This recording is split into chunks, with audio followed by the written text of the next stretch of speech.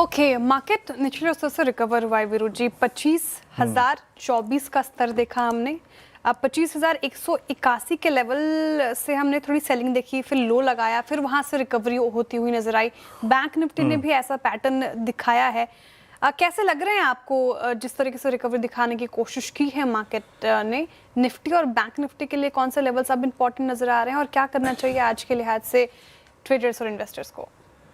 जी हम देखिए श्रेया, कल निफ्टी बैंक सिंक हुआ था, लेकिन कल निफ्टी बैंक के सिंक होने के बावजूद एक ट्रेजेक्ट्री को जो कि हम सिक्योर करके ले गए थे वो था 56,000। मैं पहले 2-3 पॉइंट आपके स्क्रीन पर रखूंगा। डायरेक्टर साहब, वो जो कल का पुट कॉल का हमने 12 बजे भी आंकड़ा दिखाया था, ये देखिए कि निफ्टी बैंक ऊपर से सिंक हुआ, लेकिन 56,000 के पुट राइटर के पास कन्विक्शन था कि जनाब अभी मैं इस ट्रेजेक्ट्री के नीचे निफ्टी बैंक को नहीं देख रहा हूँ।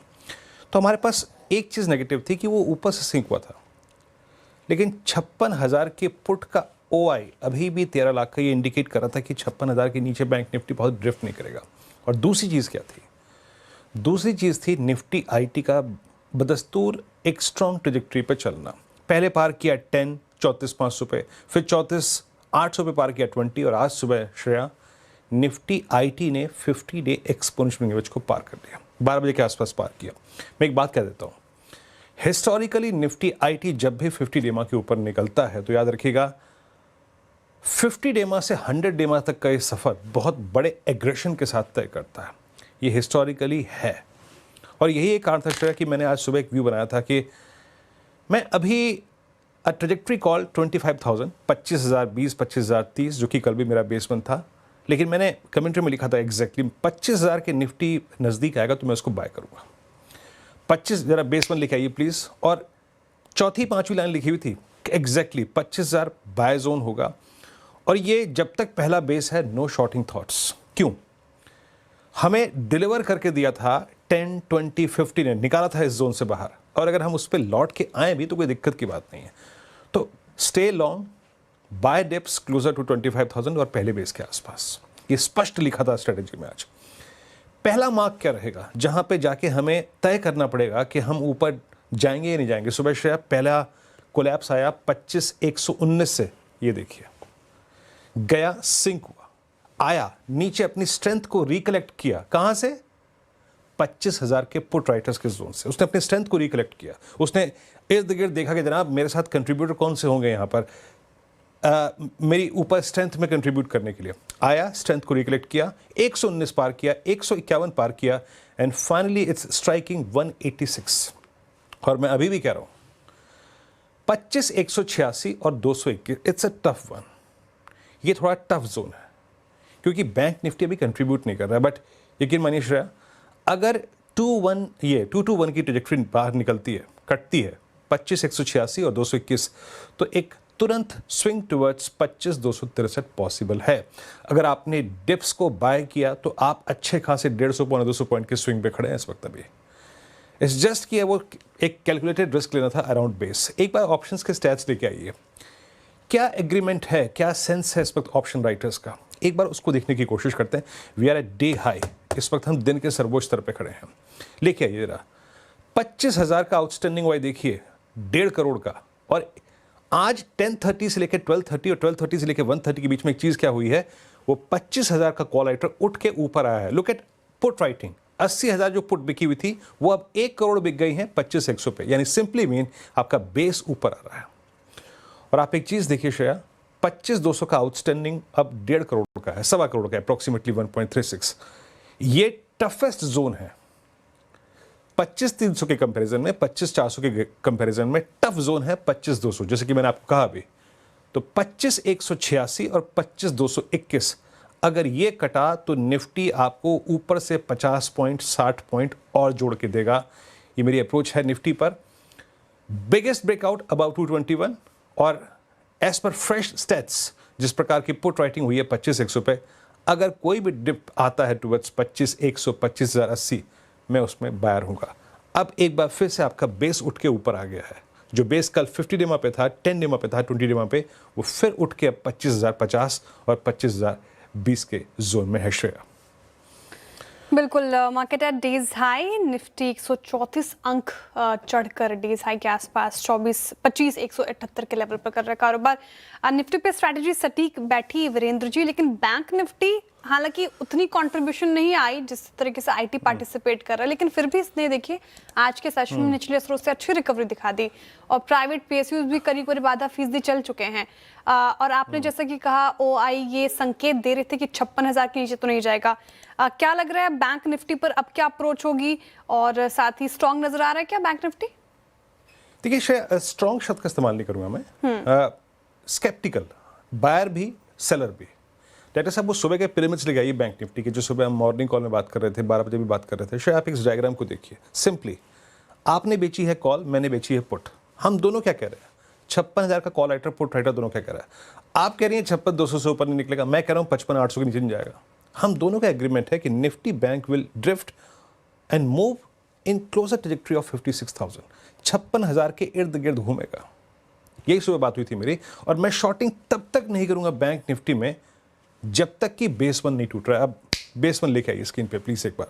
बेस वन क्या था, आइए उसको रीड करने की कोशिश करते हैं। सिंपली 55,810, 55,955, और आज का निफ्टी बैंक का जरा इंट्राडे लो देखिए क्या है जनाब, जरा एक बार दिखाएंगे। उस जोन को नहीं तोड़ा हमने, 843 वहीं से घूम गया 810 के ऊपर से, तो ना शॉर्ट ट्रिगर हुआ। पर मैं श्रेया अभी भी कहूंगा निफ्टी बैंक को स्ट्रेंथ दिखाने के लिए अब ये जो पॉइंट है 254 RS1 लेके आइएगा। शॉर्ट मत करिएगा बैंक निफ्टी को जब तक कि 55,810 वॉलेट ना करे, लेकिन बैंक निफ्टी स्ट्रांग होगा अगर ये 56,245 की ट्रैजेक्टरी को पार कर दे। अभी अगर सस्टेन हो गया ना श्रेया, अगर ये सस्टेन हो गया तो निफ्टी बैंक पोटेंशियल रखता है करीब 56,450 और 538 यानी RS2 का, यहां तक का पोटेंशियल रखता है, और ये उस पोटेंशियल को भी बढ़ा देगा जिसमें निफ्टी अपनी 25,221 की ट्रैजेक्टरी को पार करते। स्टैट्स लिखे आइए प्लीज, हमारे पास सपोर्टिव स्टैट्स क्या है आप देख रहे हैं। 56,000 का पुट राइटर और कन्विक्शन जुटा रहा है, आज उसकी ट्रैजेक्टरी वालेट नहीं हुई, उसको और कन्विक्शन मिला। लुक एट 56,000, सबसे बड़ी पुट राइटिंग इंट्राडे में वहीं पे हुई है। अब अगर हमारे पास कोई टफेस्ट सप्लाई जोन है श्रेया, तो वो है 56,450 और 56,550, यहीं पे सबसे बड़े कॉल राइटर्स हैं। तो अभी मैं फिर कह रहा हूँ श्रेया, फाइनल कंक्लूजन 25,020 और 56,040 जब तक ये ट्रैजेक्टरी है, मैं शॉर्ट के बारे में नहीं सोचूंगा। मैं अपनी कवायद, मैं अपनी सोच डिप्स को, एक कंट्रोल डिप को बाय करने की रखूंगा श्रेया। ओके, शॉर्ट्स के लिए अभी लेवल्स बता दिए गए हैं आपको, बैंक निफ्टी और निफ्टी दोनों के ही, स्पेशली अभी बैंक निफ्टी की चर्चा हो रही थी और लेवल्स बताए गए। फिलहाल शॉर्ट साइड की ट्रेड नहीं नजर आ रही, लेकिन स्ट्रेंथ भी नजर नहीं आ रही। लेवल्स आई होप आपने जॉट डाउन किए होंगे। चलिए अब कार्यक्रम में आगे बढ़ जाते हैं, और क्योंकि आज मार्केट फिर से आप देखें निचले स्तरों से अच्छा रिकवर होकर कामकाज कर रहा है, तो शुरुआत करेंगे कहाँ आज खरीदारी होती हुई नजर आई। JSW स्टील, टाटा स्टील, पूरा मेटल स्पेस ही आज शाइन करता हुआ नजर आएगा। आपको 2.5% चढ़ गया। साथ ही जिस तरीके से आईटी ने पार्टिसिपेट किया है पिछले कुछ सत्रों से, HCL टेक देखिए 2.5% की तेजी के साथ गेनर्स में शुमार, और SBI लाइफ भी 2% से ज्यादा उछल के कर रहा है कारोबार। इसके अलावा वायदा बाजार से देखिए PG इलेक्ट्रोप्लास्ट, शानदार मूव इसने दिखाया आज के सत्र में, अभी भी 6% अप आज के सेशन में, और कैपिटल मार्केट स्टॉक्स भी मोमेंटम में नजर आ रहे हैं। MCX देख लीजिए, BSE देख लीजिए, MCX करीब 5.6% अप, और BSE में भी 3.5% का उछाल देखने को मिल रहा है। सोना BLW प्रेसिजन भी चढ़ गया आज के सत्र में 4.5% से ज्यादा। लेकिन अच्छे मूड मॉल में भी कई सारे स्टॉक्स हैं जहां पर डेंट पड़ता हुआ नजर आया, जो गिरे हैं आज के सेशन में आपकी स्क्रीन पर। ऑटो स्पेस में आप देखिए थोड़ी मुनाफा वसूली, हालांकि ये भी इंट्राडे में सुधरे हैं, लेकिन टाटा मोटर्स इसको लीड कर रहा है 1.5% की करीब गिरावट। और एक्सिस बैंक, प्राइवेट बैंक्स में देखिए कोटक जहां अच्छा परफॉर्म कर रहा है, ICICI भी थोड़ा पार्टिसिपेट करने की कोशिश कर रहा है, एक्सिस बैंक से नहीं हो पा रहा, 1% ये डाउन आज के सेशन में। Maruti Suzuki again auto space से, टाइटन अच्छे मूव के बाद आज यहाँ पे मुनाफा वसूली देखने को मिल रही है।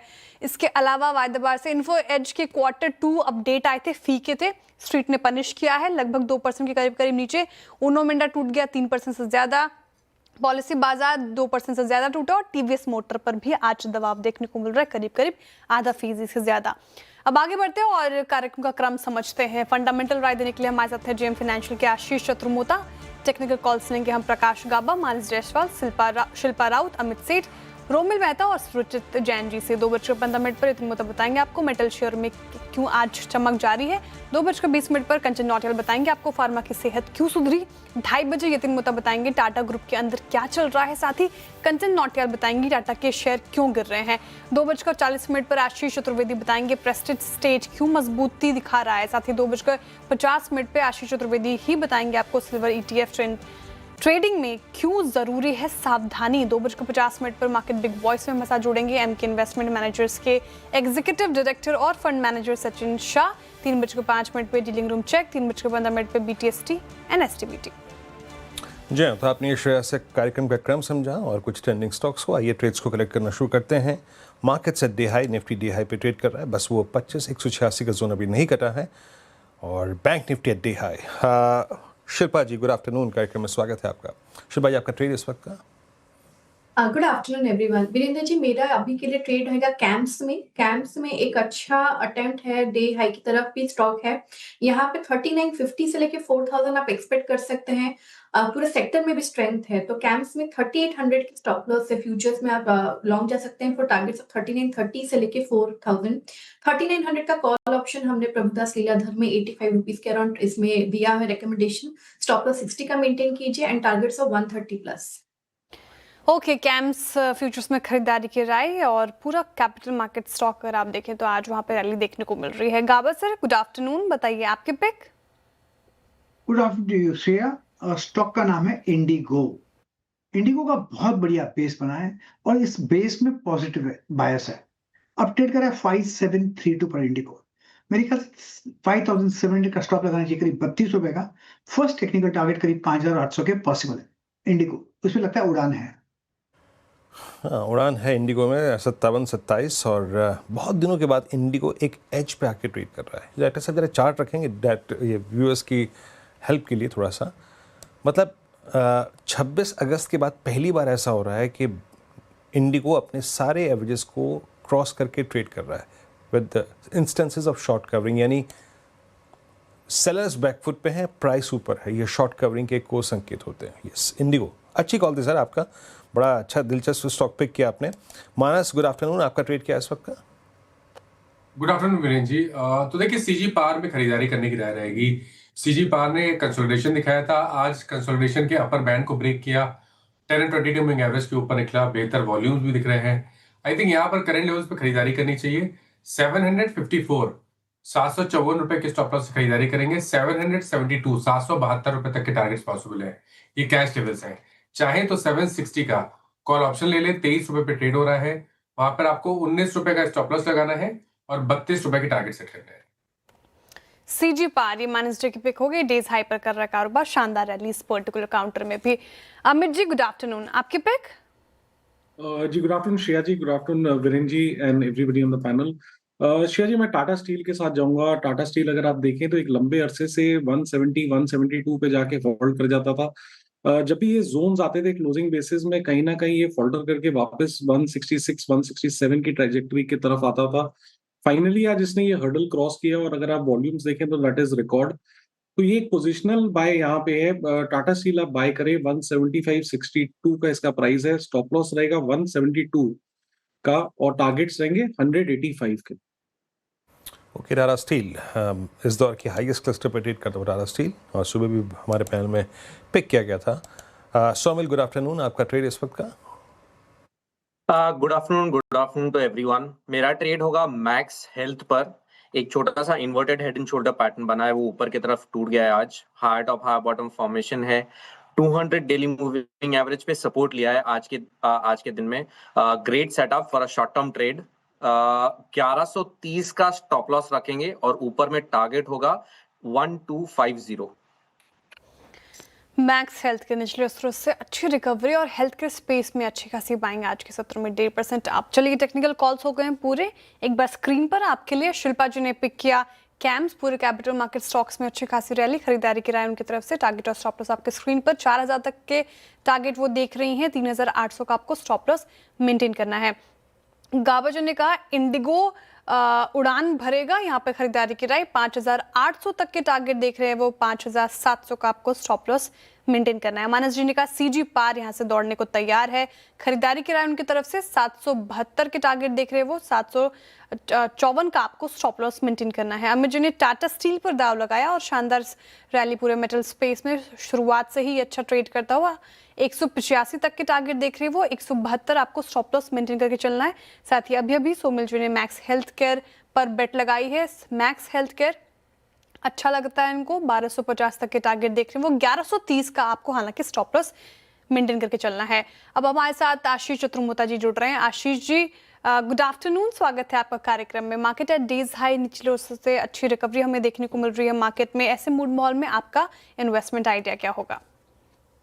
Good afternoon Shreya. तो देखिए, मैं जाना चाहूँगा एमसीएक्स के साथ, मल्टी कमोडिटी एक्सचेंज के साथ, जहां हमारा मानना है कि, और इसकी चर्चा हमने हालांकि पहले भी कई बार की, पर हमें लगता है कि ये जो स्टॉक है अब एक अच्छे कंसोलिडेशन के बाद आज इसका एक फ्रेश ब्रेकआउट हुआ है और बहुत बढ़िया वॉल्यूम्स के साथ ऑलमोस्ट 10 लाख शेयर का आज ट्रेड हुआ है, देखने को नजर आया है, और उसके बाद एक ब्रेकआउट हुआ है। तो मुझे लगता है अब ये ब्रेकआउट स्टॉक को इवेंचुअली 5 डिजिट में लेके जाने की तैयारी कर रहा है, यानी मोटा मोटी 10,000 तक की एक अपसाइड हमें लगता है एमसीएक्स में देखने को नजर आएगी। अब अगर से आप देखें तो ये एमसीएक्स जो है वो ऑलमोस्ट 100% जो है मार्केट शेयर रखता है प्रीशियस मेटल्स के अंदर में, और हम देख रहे हैं कि गोल्ड और सिल्वर के जो एवरेज डेली टर्नओवर्स है वो सिग्निफिकेंटली इंक्रीज हो रहे हैं, क्योंकि जो वोलेटिलिटी है वो काफी बढ़ चुकी है, और इसका क्लियर बेनिफिट जो है वो एमसीएक्स को बनता हुआ नजर आएगा। तो हमें लगता है कि एमसीएक्स जो है, और ओवरऑल भी आप देखेंगे कि जब से डॉलर इंडेक्स में गिरावट आ रही है, उसका बेनिफिट सारी कमोडिटीज को देखने को मिल रहा है। तो हम देख रहे हैं कॉपर, एल्यूमिनियम, जिंक, लेड सभी में एक अच्छी प्राइस वोलेटिलिटी देखने को नजर आ रही है, और उसका भी बेनिफिट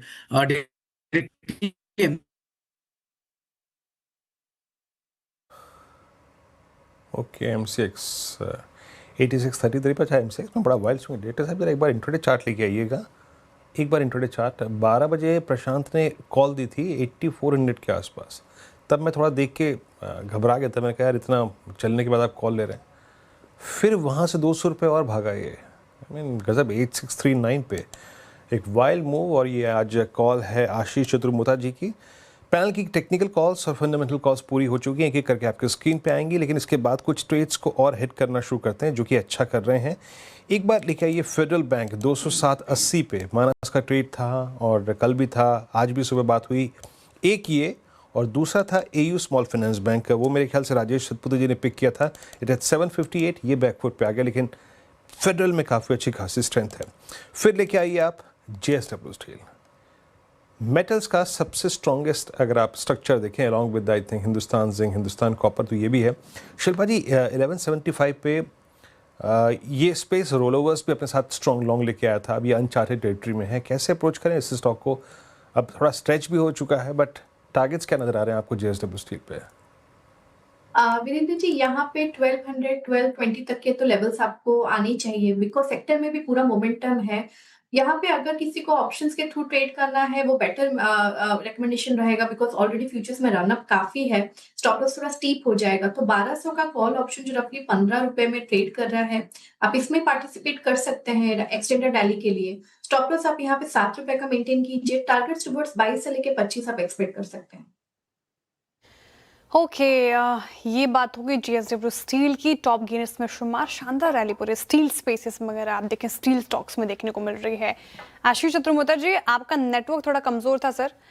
एमसीएक्स की बात कर रहे थे आप, आपको अच्छा लग रहा है? और जिस तरीके से कैपिटल मार्केट स्टॉक्स में अच्छी रैली, आप नुवामा वेल्थ देख लीजिए, साथ ही बीएससी भी देख लीजिए, आज बीएससी भी चल गया 3% से ज्यादा की तेजी।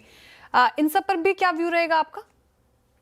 नहीं, तो देखिए पॉजिटिव व्यू रहेगा, और मेरा ये मानना है कि एमसीएक्स क्यों क्लियर बेनिफिशियरी लगता है, क्योंकि जिस तरह से गोल्ड सिल्वर में हमें बहुत एक अच्छी वोलेटिलिटी देखने को मिल रही है, साथ ही जब से डॉलर इंडेक्स की गिरावट हुई है, तो आप देखिए कॉपर, जिंक, लेड सभी के अंदर में एक प्राइस वोलेटिलिटी बनी है, और जिसका क्लियर बेनिफिट एमसीएक्स को मिलता है, क्योंकि कमोडिटीज मार्केट में 95% मार्केट शेयर जो है वो एमसीएक्स रखता है, और प्रीशियस मेटल्स में तो ऑलमोस्ट 100% मार्केट शेयर एमसीएक्स रखता है। तो यहाँ पर तो हम ये मानते हैं कि 5 डिजिट में स्टॉक एंटर होता हुआ नजर आएगा। बट इसके अलावा नुवामा हमें काफी पसंद है as a wealth management outfit. हमें लगता है कि ये जो सेक्टर है, सेगमेंट है वेल्थ मैनेजमेंट का, ये काफी ग्रो करेगा, और नुवामा हमारी टॉप पिक रहेगी, जहां मैं समझता हूं कि 8200 तक की पोटेंशियल अपसाइड अभी देखने को नजर आएगी। तो डेफिनेटली ये पूरी थीम हमें काफी इंटरेस्टिंग लगती है with MCX and Nuvama as our top picks. ये आशीष जी, आपने कल के लिए कौन सा मेटल लिया है प्रीशियस मेटल्स में?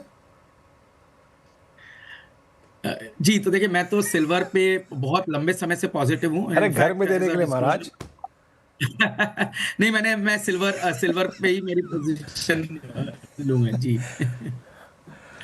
अभी भी मेरा प्रश्न नहीं समझा। अच्छा एक बात बताइए, टाइटन ने कल अपना क्वार्टरली अपडेट दिया जी। है ना।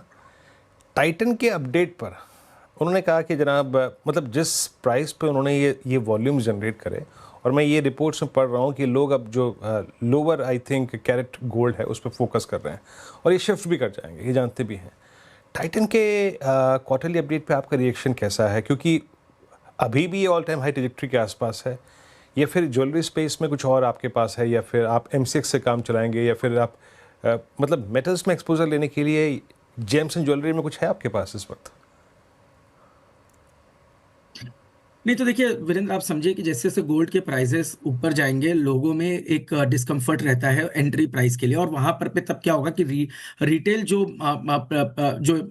जिसको हम कहेंगे कि जो ग्राहक है, वो कहीं ना कहीं जा करके अब लोअर कैरेट में अपने आप को सेटिस्फाई करेंगे। इसका मतलब है कि फैशन ज्वेलरी जो है उसका उसका ट्रेंड बढ़ेगा। और अगर से कोई समझिए प्योर गोल्ड या सिल्वर लेते भी, तो वो उसमें इन कंपनीज को कोई बड़ा बेनिफिट नहीं मिलता, तो वहां पे मार्जिन डेंट होगी। तो इसीलिए मैं नहीं समझता कि ज्वेलरी कंपनीज बहुत बड़े बेनिफिशियरी होंगे इस राइजिंग गोल्ड और सिल्वर के चलते। डेफिनेटली कंपनीज जो कि डायरेक्ट एक्सपोजर रखती है, जैसे कि अगर सिल्वर को प्ले करना है तो हिंदुस्तान जिंक एक बहुत अच्छा एक्सपोजर हो सकता है, या डायरेक्टली आप ईटीएफ्स के अंदर में गोल्ड और सिल्वर के ईटीएफ की चर्चा हमने पहले भी कई बार की। ये ईटीएफ्स को डेफिनेटली देखा जा सकता है टू राइड द ट्रेंड जो हम देख रहे हैं पूरे कमोडिटीज के अंदर में इस समय पर। Okay, gold and silver ETF जो जिस तरीके से कमोडिटी इनफैक्ट प्रेशियस मेटल्स को अगर प्ले करना है तो ईटीएफ के जरिए आप प्ले कर सकते हैं।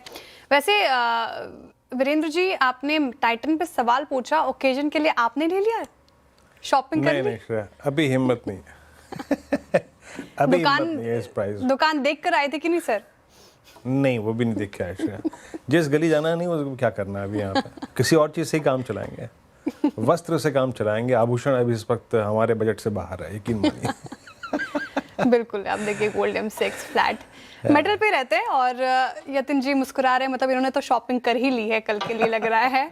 मेटल शोरूम में आज जोरदार चमक है, सभी मेटल शेयर दौड़ रहे हैं, लेकिन क्यों चल रहे हैं, क्या बात है, ये सब बताने के लिए यतिन जी हमारे साथ मौजूद हैं। यतिन जी, गुड आफ्टरनून, बताएं। Good afternoon. मैंने तो वो पीतल और स्टील के बर्तन खरीदे हैं। आप लोग सोने चांदी की बातें करते हो, बड़े लोगों दिल्ली वाले। नहीं, मैंने मना कर दिया यार, इतने मना कर मैंने दिया? मैंने मना कर दिया। मैं अपने घर में काफ़ी समय से समझा रहा हूँ कि ये बबल क्रिएट हो गया है, ये एसेट क्लास में बबल नहीं भी तो है, हमारे मतलब रिस्क रिवॉर्ड रेशो अच्छा नहीं है, तो वो समझ गए।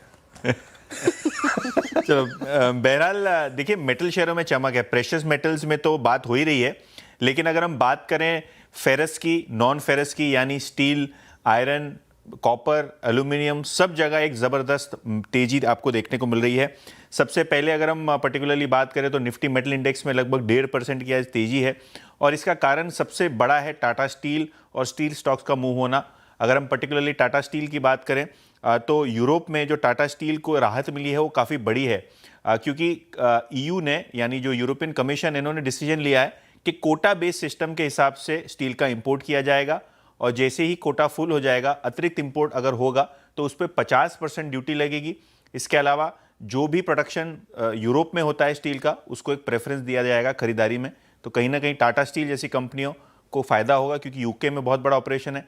इनफैक्ट आरसेलर मित्तल जो ग्लोबली एक बड़ी स्टील कंपनी मानी जाती है, एक बेलवेदर माना जाता है, पिछले 6 महीने में स्टॉक 60% ऊपर है, और पिछले 3 महीने में लगभग स्टॉक में 30% से ज़्यादा की तेज़ी आपको देखने को मिली है। इसके अलावा जो प्रोडक्शन अपडेट है टाटा स्टील का, वो शानदार है। 7% की इंडिया प्रोडक्शन ग्रोथ, डिलीवरी जो है सिक्वेंशियली 20% बढ़ी है, और नेदरलैंड प्रोडक्शन बिल्कुल फ्लैट आपको आता हुआ नजर पड़ा है, जो बढ़ने की उम्मीद है। अगर हम दूसरे कमोडिटीज़ की बात करें तो MCX copper all time high पे है। एल्यूमिना प्राइसेस जो गिरे हैं, जो कि एल्यूमिनियम प्रोडक्शन में एक बड़ा रॉ मटेरियल है, इससे हिंडाल्को और कहीं ना कहीं वेदांता को फायदा होता हुआ नजर पड़ रहा है। स्टील स्टॉक्स तो ऐसे भी मूव हो रहे हैं, क्योंकि जो चाइना में इन्वर्स जो ग्रोथ की बात हो रही है, कैपेसिटी को घटाने पे फोकस आ रहा है, उसके कारण भी ओवरऑल आपको फायदा होता हुआ नजर पड़ रहा है। ईयर टू डेट चेंज देखें तो प्रेशियस मेटल्स ऑब्वियसली गोल्ड में 50% का रिटर्न है, सिल्वर में आपको 70% का रिटर्न है, लेकिन कॉपर ऑल टाइम हाई पे है, 30% ऊपर है कॉपर। HRC स्टील की बात करें तो यहाँ 13% की ग्लोबल तेजी है, और एल्यूमिनियम की बात करें तो 2025 में अभी तक एल्यूमिनियम भी 9% चढ़ा हुआ है। जी हाँ, ये है मेटल्स की तेज़ी, मेटल शाइनिंग। और यतिन बहुत बहुत शुक्रिया, आपने इस पूरे फैक्टर को यहाँ पर स्क्रीन पे रखा। और जो कॉपर का जिक्र कर रहे थे आप, लोग एट हिंदुस्तान कॉपर 359 एक वर्टिकल राइज है सितंबर अक्टूबर की सीरीज़ में। स्टॉक मेरे ख्याल से 231 से अभी तक एक भी दिन, एक हार्डली एक दिन था मेरे ख्याल से 6 अक्टूबर को जब ये कोलैप्स हुआ था, कोलैप्स नहीं कूल ऑफ हुआ था, पर उसके बावजूद गजब का मूव। 359 एक क्लियर कट ब्रेकआउट केस है ये। सौमिल, आपका व्यू क्या है? 1 अक्टूबर का स्विंग हाई 2024 का ये पार कर चुका है 355 का, वो सप्लाई ये ऑब्जर्व कर गया। अब मतलब जिसके पास इन द मनी है ये इस वक्त, क्या ये लॉजिकली 390 410 की तरफ बढ़ रहा है क्या? एब्सोल्युटली, अगर आप ट्रेंड देखें, जो प्रीवियस जो लो बनाया था 3 महीने पहले 186 का, वहां से ये रैली चल रही है। मीडियम टर्म आउटलुक में अगर आप इसका टारगेट देखें तो एटलीस्ट मिनिमम 380 390 तक जाता है। जो प्रीवियस स्विंग हाई है ऑन द मंथली चार्ट्स वो 414 तक है। यहाँ पे फ्रेश खरीदारी तो डेफिनेटली मैं सजेस्ट नहीं करूंगा, लेकिन जिसका पोजीशन है वो अराउंड 330 पे स्टॉप लॉस लगा के ऊपर में 400 के टारगेट्स एक्सपेक्ट कर सकते हैं।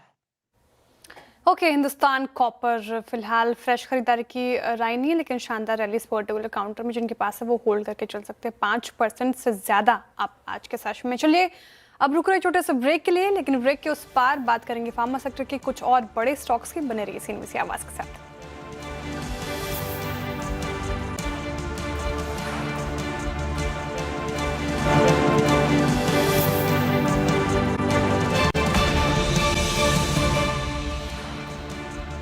Welcome back. और इस वक्त निफ्टी देख रही थी मैं करीब 100 अंक ऊपर 25,145 के लेवल पर, और बैंक निफ्टी भी 142 अंक आपको ऊपर कारोबार करता हुआ नजर आएगा। चलिए वक्त हो रहा है टॉप कैश कॉल का। हमारे साथ है गावस्कर, अमित जी, सोमिल जी। सोमिल जी बताइए, आपसे शुरुआत टॉप कैश कॉल की, क्या स्टॉक चुनेंगे आप? मैंने स्टॉक चुना है डेटा पैटर्न्स, और डेटा पैटर्न्स में एक फ्लैग पैटर्न बन रहा है। 9 डेली मूविंग एवरेज पे सपोर्ट लिया है और फ्रेश बाय सिग्नल आया है ऑन द आवरली चार्ट्स। मुझे लगता है यहाँ से एक बहुत अच्छी शॉर्ट टर्म में और मीडियम टर्म में दोनों ही रैली एक्सपेक्ट कर रहा हूँ मैं। स्टॉप लॉस रखेंगे 2680 पर और टारगेट होगा 3000। ओके, डेटा पैटर्न्स आपकी 2795 पे आपकी कॉल है। प्रकाश सर, आपका आज कैश कॉल क्या रहेगा इस वक्त का? Well, good evening to you. Stock का नाम है जेके सीमेंट। जेके सीमेंट का अच्छा बेस बनाओ, Aahista Aahista creeping up move है, ट्रेड कर रहा है 6598 के आसपास, और मेरे ख्याल से स्टॉप लगाना चाहिए करीब 6525, करीब 75 रुपीज का। लेकिन मुझे लगता है कि जा रहा है 6800 की तरफ। मैटर ऑफ टाइम 6800 पॉसिबल है जेके सीमेंट में। ओके, जेके सीमेंट ये हो गई गावस्कर के पिक, करीब 3% अप। और सीमेंट स्पेस देखिए, अल्ट्राटेक भी डेज हाई पर कर रहा है कारोबार। सीमेंट स्पेस में थोड़ी बहुत मोमेंटम हमें देखने को मिल रही है। अमित जी, आपका ट्रेड क्या होगा?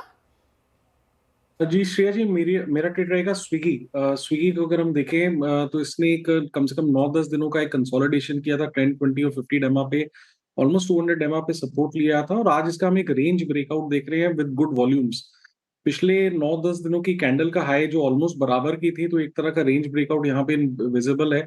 इसे बाय करें। स्टॉप लॉस हमारा लगभग रहेगा यहाँ पे 425 रुपीज का, और टारगेट्स रहेंगे 460 के। ओके, स्विगी की चर्चा हुई है तो एक बार इटर्नल भी रख दीजिए स्क्रीन पर।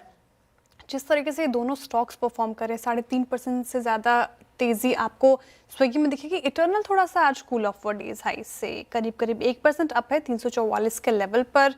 फिर भी अच्छा मूव। चलिए आगे बढ़ते हैं। और एक और स्पेस जो आज काफ़ी ज़्यादा कंट्रीब्यूट कर रहा है मार्केट की रैली में, that is pharma space. Pharma space अच्छे तेज़ी के साथ कारोबार करते हुए नजर आएंगे आपको। यूएस से भी फार्मा के लिए अच्छी खबर है। फार्मा की यूएस में कौन सी टेंशन खत्म हो गई है, ज्यादा डिटेल लेके कंचन नौटियाल जुड़ी हुई हैं। कंचन बताइए, फार्मा स्पेस में आज अच्छी रैली क्यों? जी डेफिनेटली, जो टैरिफ की टेंशन हम देख रहे थे काफ़ी लंबे टाइम से, ये हमें बनती हुई दिखाई दे रही है। स्पेशली अगर बात करी जाए फार्मास्यूटिकल सेक्टर की, आईटी स्पेस की या फिर ऑटो स्पेस की, तो ये तीनों ही सेक्टर में ये जो घबराहट थी वो मंडरा रही थी। लेकिन अब फार्मा स्पेस के अंदर जो यूएस में इंपोर्ट होने वाली जेनरिक दवाई है, उस पर यह माना जा रहा है कि हमें एक राहत जो है वो आती हुई दिखाई दे सकती सकती है। यानी कि ट्रंप सरकार इस टाइम पे जो जेनरिक दवाइयों के ऊपर टैरिफ लगाने के बारे में सोच रहे थे, व्हाइट हाउस में ऐसी कोई भी चर्चा नहीं हुई है। इससे ये एंटिसिपेशन लगाया जा रहा है कि हो सकता है कि जेनरिक दवाइयों पे फिलहाल के लिए कोई भी टैरिफ ना लगाया जाए। इस लिहाज से आज जो फार्मा सेक्टर है उनके अंदर स्टॉक स्पेसिफिक एक्शन हमें काफी ज्यादा पॉजिटिव साइड में देखने को मिल रहा है। इस टाइम पे अगर यूएस की डिपेंडेंसी देखी जाए तो जेनरिक दवाइयों को लेके विदेशी जो बाकी के देश हैं उनके ऊपर काफी ज्यादा है, और सबसे ज्यादा तो उनकी जो डिपेंडेंसी है वो है इंडिया के ऊपर। यूएस के टोटल वॉल्यूम में अप्रॉक्सीमेटली 90% जो कंट्रीब्यूशन है वो जेनरिक दवाइयों का है। और इस टाइम पे अमेरिका की बात करी जाए तो वहां पे 40 to 50% जेनरिक दवाइयां ऐसी है जो इंडिया से एक्सपोर्ट की जाती है। साथ में अगर नंबर वाइज समझा जाए तो यूएस के 5 में से 2 जेनरिक दवाइयां ऐसी है जो इंडिया की फार्मास्यूटिकल कंपनी जो है वो मैन्युफैक्चर करती है। यही नहीं बल्कि अगर यूएस एफडीए के लिहाज से भी देखा जाए तो अप्रॉक्सीमेटली 45 to 50% प्रोडक्ट जो है वहां से मंजूरी भारतीय कंपनियों को मिल गई है। और अगर यूएस एफडीए का इंडिया के अंदर यूनिट देखा जाए तो वो है करीब 650 यूएस एफडीए के अप्रूव फार्मा प्लांट्स है। तो आप देख सकते हैं किस तरीके की डिपेंडेंसी इंडिया के ऊपर है, और इंडिया फार्मा सेक्टर को लेकर काफी ज्यादा जो है इस टाइम पे डोमिनेंट फेज पे बैठा हुआ है। लेकिन यहाँ पे घबराहट है चीन को लेकर, बिकॉज चीन के ऊपर जो उनकी डिपेंडेंसी है वो काफी ज्यादा मिनिमल है, और जो चुनिंदा एपीआई है उसका चीन से अप्रॉक्सीमेटली 80 to 90% का यूएस को सप्लाई होता है। और इस टाइम पे यूएस हो सकता है कि चीन के ऊपर जो टैरिफ लगा रहा है उसको खत्म ना करे। तो संकट जो डगमगा रहा है वो चीन के ऊपर डगमगा रहा है, और जो राहत संभव मानी जा रही है वो इंडिया के ऊपर मानी जा रही है। ये तो बात थी पूरे के पूरे सेक्टर की कि एक टैरिफ का रिलीफ मिल सकता है। लेकिन ल्यूपिन की अगर बात करें तो ये वैसे भी खबरों में आज बना हुआ है, बिकॉज यूएस के कोरल स्प्रिंग में कंपनी ने एक जो है वो नया प्लांट लगाने के बारे में सोच रही है। माना यह जा रहा है कि आने वाले 5 साल में इस प्लांट पर अप्रॉक्सीमेटली $25 करोड़ का हमें एक अच्छा खासा इन्वेस्टमेंट होता हुआ दिखाई दे सकता है, जिससे कि एम्प्लॉयमेंट को काफी ज्यादा बूस्ट मिलेगा, और साथ ही साथ जो रेस्पिरेटरी और क्रिटिकल दवाइयां हैं उसके ऊपर यहाँ पे अच्छा खासा प्रोडक्शन देखने को मिल सकता है। चलिए कंचन, महत्वपूर्ण बात है ये, इस पर हम आएंगे। अभी आशीष से मैं व्यू लूंगा, लेकिन उससे पहले काम करते हैं, टेक्निकल ट्रेड लेते हैं। रुचित हमारे साथ जुड़े हैं इस वक्त कार्यक्रम में। Ruchit, good afternoon. आपका ट्रेड इस वक्त का क्या रहेगा, कहाँ पर आपको कन्विक्शन है इस वक्त? जी वेरी गुड आफ्टरनून वीरेंद्र जी। फेडरल बैंक है जहाँ पे सेटअप काफी स्ट्रॉन्ग नजर आ रहा है। कल की ट्रेडिंग सेशन में देखिए जब बैंकिंग स्पेस एक प्रेशर में था तभी भी ये स्टॉक ने एक ब्रेकआउट दिया था, और आज फॉलोअप मूव भी काफी स्ट्रॉन्ग है। और अच्छी बात है कि स्टॉक में जो पिछले 2 ट्रेडिंग सेशन से वॉल्यूम्स हुए वो अपने एवरेज से कई अच्छे वॉल्यूम्स हुए। सो क्लियर बाइंग इंटरेस्ट और रिलेटिव आउट परफॉर्मेंस इस स्टॉक में दर्शा रहा है। तो करंट लेवल्स पे भी हमें लग रहा है कि मोमेंटम कंटिन्यू रहेगा फेडरल बैंक में। 203 के नीचे स्टॉप लॉस रख के यहाँ पे खरीदारी की सलाह रहेगी 214 के टारगेट्स के लिए। ओके, मोमेंट 207 पे आपका एक कन्विक्शन है फेडरल बैंक पे। फेडरल बैंक वाकई बहुत स्ट्रॉन्ग इस वक्त, एक लौता अगर आप देखें बैंकिंग स्टॉक जिसमें अच्छी स्ट्रेंथ है, इसमें स्ट्रॉन्गर कन्विक्शन।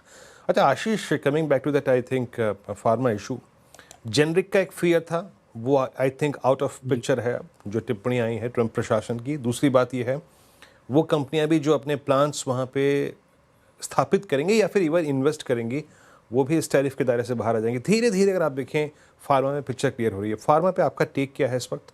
और एक और चीज़, हॉस्पिटल स्टॉक्स ने अच्छा पैसा बना के दिया, एक कॉम्बिनेशन क्या रखें फार्मा में इस वक्त? किसी हॉस्पिटल का, एक डायग्नोस्टिक, कोई सीडीएमओ प्लेयर, कोई कॉम्बिनेशन है आपके पास फार्मा में इस वक्त? बिल्कुल। तो देखिए, हम जहाँ तक कि हमने हमारे पोर्टफोलियो की बात करूँ मैं वीरेंद्र, तो हमने 2 कॉम्बिनेशन बनाए हैं। पहला बनाया है हेल्थ केयर में हॉस्पिटल सेगमेंट पे, जहाँ पर हम काफ़ी पॉजिटिव है, क्योंकि जिस तरह से नई कैपेसिटीज हॉस्पिटल्स एग्रेसिवली ऐड कर रहे हैं, एक बहुत क्लियर ट्रेजेक्टरी बन रही है कि डिमांड काफ़ी अच्छी है। और आप देखेंगे कि जो एवरेज कहीं ना कहीं बेड रेवेन्यू पर ऑपरेटिंग बेड है उसके अंदर में एक अच्छी बढ़ोतरी देखने को मिल रही है। यूटिलाइजेशन लेवल्स काफ़ी इंप्रूव हो रहे हैं, और साथ ही साथ हम देख रहे हैं कि लाइफस्टाइल डिसीजेज बढ़ने की वजह से जो कहीं ना कहीं रेवेन्यू सेगमेंट है वो वहां पर एक अच्छी बढ़ोतरी मिल रही है। और बीच में जो गवर्नमेंट ने कुछ क्रिटिकल प्रोसीजर्स के अंदर में रेट 25 से 30% हाइक किए, इसका भी बेनिफिट कहीं ना कहीं डायरेक्टली इन हॉस्पिटल कंपनीज को मिलेगा, और जिसका इम्पैक्ट देखने को मिल रहा है। एस्टरडीएम चाहे एससीजी जैसे स्टॉक्स हैं जो अब नए ऑल टाइम हाई ट्रेजेक्टरी पर ट्रेड कर रहे हैं, और हमने इन पे चर्चा अभी की है। एस्टरडीएम हमारी इसमें टॉप पिक है इस पूरे सेगमेंट के अंदर में। दूसरा जो सेगमेंट है वो है सीडीएमओ का स्पेस, जहां पर हमें लगता है कि हमने पहले भी कहा था कि बहुत ज्यादा टैरिफ का इम्पैक्ट हमें नजर नहीं आता, और कोई भी अपॉर्चुनिटी डिप आती है तो लॉरस लैब, या न्यूलैंड लैब जैसी कंपनीज, डिवीज लैब जैसी कंपनीज जो है वो बड़े बेनिफिशियरी हैं इस पूरे सीडीएमओ अपॉर्चुनिटी को प्ले करने का, क्योंकि यहाँ पे 15 से 20% की ग्रोथ आने वाले 4-5 सालों में कंटिन्यूस बेसिस पे हमें देखने को नजर आ सकती है, और ये ग्रोथ बेटर रहेगी नॉर्मल जो फार्मा सेक्टर की ग्रोथ रहेगी उसके कंपैरिजन में। अब आते हैं हम जेनरिक फार्मा पे, तो ये जो ओवरहैंग बना हुआ था वो ओवरहैंग जा चुका, और जिसकी वजह से मुझे लगता है कि कहीं ना कहीं जो स्टॉक पिटे हुए थे या कहीं कंसोलिडेशन फेज में थे वहां बाइंग इंटरेस्ट आएगा। तो उसको देखते हुए मुझे लगता है कि सन फार्मा एक बहुत ही अच्छा स्टॉक साबित हो सकता है इस अपॉर्चुनिटी को प्ले करने के लिए। तो सन फार्मा हमारी टॉप पिक रहेगी पूरे जेनरिक फार्मा को प्ले करने के हिसाब से। ओके, जेनरिक फार्मा को प्ले करने के हिसाब से सन फार्मा पसंदीदा स्टॉक है ये आशीष जी का। तो ये फार्मा स्पेस पर एक डिटेल चर्चा होगी, टेक्निकल पर्सपेक्टिव भी जान लिया हमने और टेक्नो फंड आइडिया भी हो गया है। अब वक्त हो रहा है धमाकेदार ऑप्शन का, वो भी ले लेते हैं, फिर आगे बढ़ेंगे शो में। शिल्पा जी हमारे साथ हैं, मानस जी और सोमिल जी। सोमिल जी बताइए आपका धमाकेदार ऑप्शन।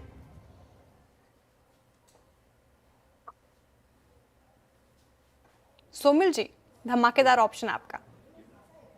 मेरा धमाकेदार ऑप्शन है ओबेरॉय रियलिटी में। ओबेरॉय रियलिटी में इस समय चल रहा है 55 का भाव, 28 अक्टूबर का एक्सपायरी है, कॉल ऑप्शन है 1580 का स्ट्राइक प्राइस। मेरा जो टारगेट होगा अराउंड 70 के टारगेट होगा, नीचे में 45 के आसपास का स्टॉप लॉस लगाना है। ओके, आपकी कॉल होगी 1580 पर ओबेरॉय। ठीक है, शिल्पा जी आपका ट्रेड क्या रहेगा? जी बिल्कुल, यहाँ पे एनबीसीसी पे ध्यान है। एनबीसीसी में बहुत स्ट्रॉन्ग वॉल्यूम पार्टिसिपेशन है, तो 115 कॉल जो रफली ₹3 में ट्रेड कर रहा है, इसमें पार्टिसिपेट कर सकते हैं। स्टॉप लॉस आप यहाँ पे ₹1 का मेंटेन कीजिए and look for targets of 5 से लेके 7 के बीच में। NBCC can do 120, 121 also. NBCC Shilpa Rao ji की पिक हो गई है यहाँ पर खरीदारी की राय उनकी तरफ से। मानस जी, धमाकेदार ऑप्शन में आपकी पिक क्या होगी? तो देखिए, पीजी इलेक्ट्रोप्लास्ट में खरीदारी करने की राय रहेगी। 10 बजे के शो में भी इस पे एक रिकमेंडेशन दिया था, लेकिन इस टाइम एक ऑप्शन ट्रेड लेना है। इसका 550 वाला कॉल ऑप्शन जो ₹27 पे ट्रेड हो रहा है, उसमें ₹19 के स्टॉप लॉस से खरीदारी करेंगे और ₹40 की टारगेट सेट करेंगे। जी इलेक्ट्रोप्लास्ट डेज हाई पर कर रहा कारोबार शानदार रैली के साथ। गाबा सर, आपने जेके सीमेंट चुना और अल्ट्राटेक सीमेंट देखिए डेज हाई पर निचले स्तरों से। कोई बात नहीं, जब गाबा सर आएंगे तब उनसे पूछा जाएगा अल्ट्राटेक सीमेंट पर। रुचित जी हमारे साथ हैं। रुचित जी, गुड आफ्टरनून। आप बता दीजिए अल्ट्राटेक सीमेंट और सीमेंट स्पेस में जिस तरीके से बाइंग नजर आई है आज के सत्र में, कैसी लग रही है आपको? ये पर्टिकुलर काउंटर अभी हाथ लगाने लायक लग रहा है? खरीदारी की जाए इन लेवल्स पर या थोड़ा wait and watch? I think थोड़ा पोजिशनल बेसिस पे अगर ट्रेड करना है तो ये काफी अच्छे लेवल्स है कि यहाँ पे कुछ बॉटम फिशिंग की जाए, क्योंकि अगर आप पिछले 4 महीने में देखेंगे तो इनफैक्ट जुलाई महीने से अल्ट्राटेक सीमेंट एक रेंज में रहा है जहाँ पे जब भी 12,000 के आसपास आता है स्टॉक सपोर्ट लेता है, और 12,800 13,000 के आसपास सेलिंग प्रेशर आया है। तो 1000 पॉइंट्स की रेंज ये बनी हुई है और अब रिसेंट करेक्शन के बाद में स्टॉक अपने सपोर्ट एंड पे ट्रेड कर रहा है। तो risk reward ratio I think इससे ज्यादा फेवरेबल नहीं बन सकता है, क्योंकि स्टॉक में 200 दिन का मूविंग एवरेज के सपोर्ट्स भी इंटैक्ट है।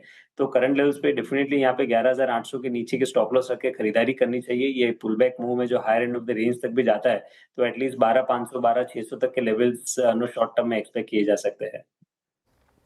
ओके, अल्ट्राटेक सीमेंट अच्छा लग रहा है चार्टिकली, और ये लेवल्स बताए गए आपको शॉर्ट टर्म के लिहाज से, पोजिशनल बाइंग के पर्सपेक्टिव से भी। चलिए अब आगे बढ़ते हैं, और भारत के सबसे बड़े कारोबारियों में से एक और टाटा सन्स के पूर्व चेयरमैन रतन टाटा की आज पुण्यतिथि है, और पिछले साल 9 अक्टूबर को रतन टाटा ने अंतिम सांस ली। रतन टाटा के जाने के बाद टाटा ग्रुप पर जैसे मुश्किलों का पहाड़ ही टूट पड़ा है। साथ ही ग्रुप शेयरों में तेज गिरावट भी देखने को मिल रही है। पूरी डिटेल देने के लिए हमारे साथ यतिन मोता और कंचन नौटियाल मौजूद हैं। सबसे पहले चलते हैं यतिन जी के पास। रतन के बिना टाटा ग्रुप मुश्किल में कैसे फंसा है, ये बताएं। बिल्कुल, और देखिए टाटा ग्रुप की बात करें तो रतन टाटा जी के निधन के बाद हमने देखा है कंटिन्यूसली हर एक ग्रुप कंपनी में कुछ न कुछ नेगेटिव न्यूज़ आती हुई नज़र पड़ रही है। इनफैक्ट अगर आप न्यूज़ रिपोर्ट्स देखें तो जो बोर्ड रूम में टसल हो रही है शापोरजी पालोनजी ग्रुप के बीच में और टाटा सन्स के रिप्रेजेंटेटिव्स के बीच, वो भी काफ़ी हेडलाइंस बटोर रहे हैं। अगर हम स्पेसिफिकली बहुत सारी कंपनियों की बात करें तो एक बाय एक करके आपके समक्ष रखता हूं। सबसे पहले एयर इंडिया की बात करें तो 12 जून को आपने एक बहुत ही एक बड़ी घटना देखी, जहां जो लंदन वाली जाने वाली फ़्लाइट अहमदाबाद में क्रैश हो गई। तो कहीं ना कहीं एयर इंडिया की अधिग्रहण के बाद ये सबसे बड़ा एक्सीडेंट टाटा ग्रुप को झेलना पड़ा। कॉम्पनसेशन की बात करें, ब्रांड वैल्यू की बात करें, बहुत ज़बरदस्त नुकसान एयर इंडिया को इस हादसे के बाद पहुंचता हुआ आपको नज़र पड़ा। इसके बाद अगर हम बात करें तो टाटा सन्स में जैसे कि मैंने कहा कि बोर्डरूम टसल चल रही है और रिसेंटली जो एक सिंगल बड़े शेयर होल्डर हैं शाहपुर जी पालन जी ग्रुप, इनके प्रतिनिधियों के बीच में बहुत ज़्यादा विवाद होता हुआ नज़र पड़ रहा है। डेली कहीं ना कहीं मीडिया में इसकी अपडेट आती हुई नज़र पड़ रही हैं। इसके बाद अगर हम बात करें तो टाटा मोटर्स, रीसेंट हादसा सितंबर के एंड में, बहुत बड़ा साइबर अटैक जिसने JLR के प्रोडक्शन को पैरालाइज कर दिया। इनफैक्ट आज दिन तक JLR का प्लांट पूरी तरीके से शुरू नहीं हो पाया है। वेंडर्स से लेके सप्लायर्स, कस्टमर्स, सभी को भारी नुकसान होता हुआ आपको नज़र पड़ रहा है क्योंकि प्रोडक्शन ही बिल्कुल बंद हो गया है पिछले 1-1.5 महीने से। अगर हम बात करें TCS की तो यहाँ भी अनसर्टनिटीज़ के बादल हैं। IT शेयरों में अगर हम बात करें तो TCS एक बड़ा अंडर परफॉर्मर रहा है। 2% जो टॉप कर्मचारी हैं TCS में, इनकी छटनी का अनाउंसमेंट आपने देखा। बहुत सारी मीडिया रिपोर्ट्स भी देखी किस तरीके से मिडिल मैनेजमेंट और बड़े सीनियर अधिकारियों को निकाला जा रहा है TCS में। कहीं ना कहीं आर्टिफिशियल इंटेलिजेंस की बात करें या IT सेक्टर की स्लोडाउन की बात करें, TCS कहीं ना कहीं एक ग्रोथ के इम्पैक्ट से अभी भी जूझ रहा है। इसके अलावा अगर हम ट्रेंड की बात करें तो हायर लेवल से लगभग आधा हो गया है शेयर। ग्रोथ के चैलेंजेस हैं और ग्रोथ की जो गति है उसको धीमापन देखने को मिला है। रिसेंटली भी क्वार्टर अपडेट्स में देखें तो ट्रेंड के अपडेट अच्छे नहीं थे, जिसके बाद स्टॉक ने एक डाउनवर्ड गोता लगाया। और अगर हम बात करें टाइटन की या दूसरे कंपनियों की जैसे कि टाटा कंज्यूमर, वोल्टास, यहाँ भी ग्रोथ के चैलेंजेस बने हुए हैं और जिसके कारण प्रॉब्ली एक बड़ा मार्केट कैप का वाइप आउट भी आपने पिछले 1 साल में आता हुआ देखा है। जी, ये तो बात बिल्कुल सच है। और मेरे ख्याल से रतन टाटा जो अब इस वक्त इस दुनिया में नहीं है, वो एक ऐसे व्यक्तित्व थे जो इस पूरे बड़े ग्रुप को एक साथ पिरो के रखते थे और उनके जाने के बाद लगातार ऐसी घटनाएं होती आई। और मुझे याद है यतिन, कभी कोरस का एक्विजिशन, फिर जैगुआर लैंड रोवर, कितने डिफरेंट फेसेस, डिफिकल्ट फेसेस से गुजरा, लेकिन एक बार फिर से आता था टाटा ग्रुप निकल के। लेकिन इस बार उनके रिक्त स्थान को ये समूह कैसे भरेगा, ये वाकई में मुश्किल है कहना। कंचन से समझते हैं प्राइस डैमेज इस समूह में जितना हुआ इस सेक्टर, इस स्पेस की कंपनियों में, उसको कंचन बताइए कितना प्राइस डैमेज और कितना मार्केट कैप लूज किया इस स्पेस ने। जी डेफिनेटली, जो रतन टाटा सर के जाने का गम है वो केवल कंपनियों को नहीं भुगतना पड़ा है, बल्कि जो इन्वेस्टर्स हैं, रिटेलर्स हैं, वहाँ पे भी एक बड़ा डेंट जो है वो लगता हुआ दिखाई दिया है। इस टाइम पे आपकी स्क्रीन पे टाटा ग्रुप की जो कंपनीज हैं उनके शेयर्स आएंगे, जहाँ पे आप देख सकते हैं कि कितना बड़ा डाउनफॉल यहाँ पे हमें देखने को मिला है। इस टाइम पे बात करी जाए तेजस नेटवर्क की, करीब 51% ये यहाँ से अपने हाई से गिर चुका है। वहीं ट्रेंट में भी 45% की गिरावट देखने को मिली है। टाटा टेक, TCS जैसी दिग्गज IT कंपनी, यहाँ पे भी 29% तक का हमें डाउनफॉल आता हुआ दिखाई दिया है। यही नहीं बल्कि टाटा एलेक्सी, टाटा मोटर्स, वोल्टास, टाटा केमिकल और टाटा पावर में भी हमें भारी गिरावट जो है वो देखने को मिली है।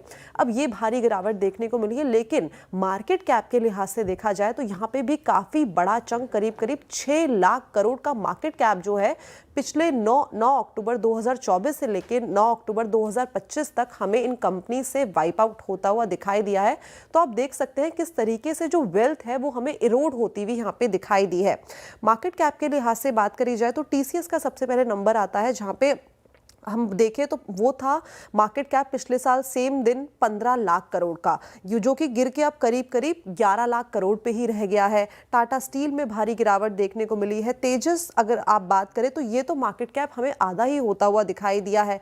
टाटा टेक, टाटा एलेक्सी, टाटा केमिकल, और अगर टोटल देखा जाए तो अप्रॉक्सीमेटली मार्केट कैप में हमें करीब 20% का जो वाइप आउट है वो होता हुआ दिखाई दिया है। तो सर रतन टाटा जी के जाने से इन्वेस्टर्स, कंपनीज और पूरे जो टाटा ग्रुप है उनको एक बड़ा सदमा तो डेफिनेटली पहुंचा है। जी हाँ, बिल्कुल, ये एक पैमाइश थी एग्जैक्टली। आप देखें इनके जाने के बाद, रतन टाटा जी के जाने के बाद थोड़ा सा कन्विक्शन में जो कमी आई है इन्वेस्टर के भी और मार्केट के भी। और अब जो एक करंट विवाद है, हालांकि इस संदर्भ में काफ़ी बैठकें हो चुकी हैं, बट अभी तक कुछ डिसाइसिव निकल के नहीं आया है कि ये जो कॉन्फ्लिक्ट है ये कैसे, अगर आप देखें तो ख़त्म होगा। क्या इससे बाहर निकल के आते हैं, अब एक 4 ट्रेड्स पकड़ते हैं और 4 का चौका ये ट्रेड शुरुआत करेंगे। एक बार स्क्रीन पर रखिए प्लीज़ जो क्रम है 4 का चौका का, और एक एक करके ट्रेड पकड़ते हैं। सस्ता ऑप्शन ट्रेड शिल्पा जी पिक करेंगे और उसके बाद देखे आएंगे प्रकाश सर से आज का FNO सुपरस्टार, रुचित जैन जी से पकड़ेंगे 4 का चमत्कार और आशीष चतुर्मुता आज की मिड कैप फंडा कॉल। शिल्पा जी क्या पिक कर रही हैं आप ऑप्शंस में? जी बिल्कुल वीरेंद्र जी, यहाँ पे बैंकिंग में से बैंक ऑफ इंडिया पे ध्यान है। बैंक ऑफ इंडिया में स्ट्रक्चर बहुत स्ट्रांग है। 131 के 31 के लिए मुझे लगता है स्टॉक तैयार है। तो 125 का कॉल ऑप्शन जो रफली यहाँ पे ₹3.90 में ट्रेड कर रहा है, आप इसमें पार्टिसिपेट कर सकते हैं। स्टॉप लॉस आप यहाँ पे ₹1.50 का रखिए। पहला टारगेट यहाँ पे रहेगा 8 का। अगर ये सस्टेन होता है इसके ऊपर तो आप 10 से लेके 11 भी एक्सपेक्ट कर सकते हैं। बैंक ऑफ इंडिया में ये क्लस्टर का एक बड़ा ब्रेकआउट है। अगर प्ले होता है तो बहुत अच्छा मूवमेंट आएगा।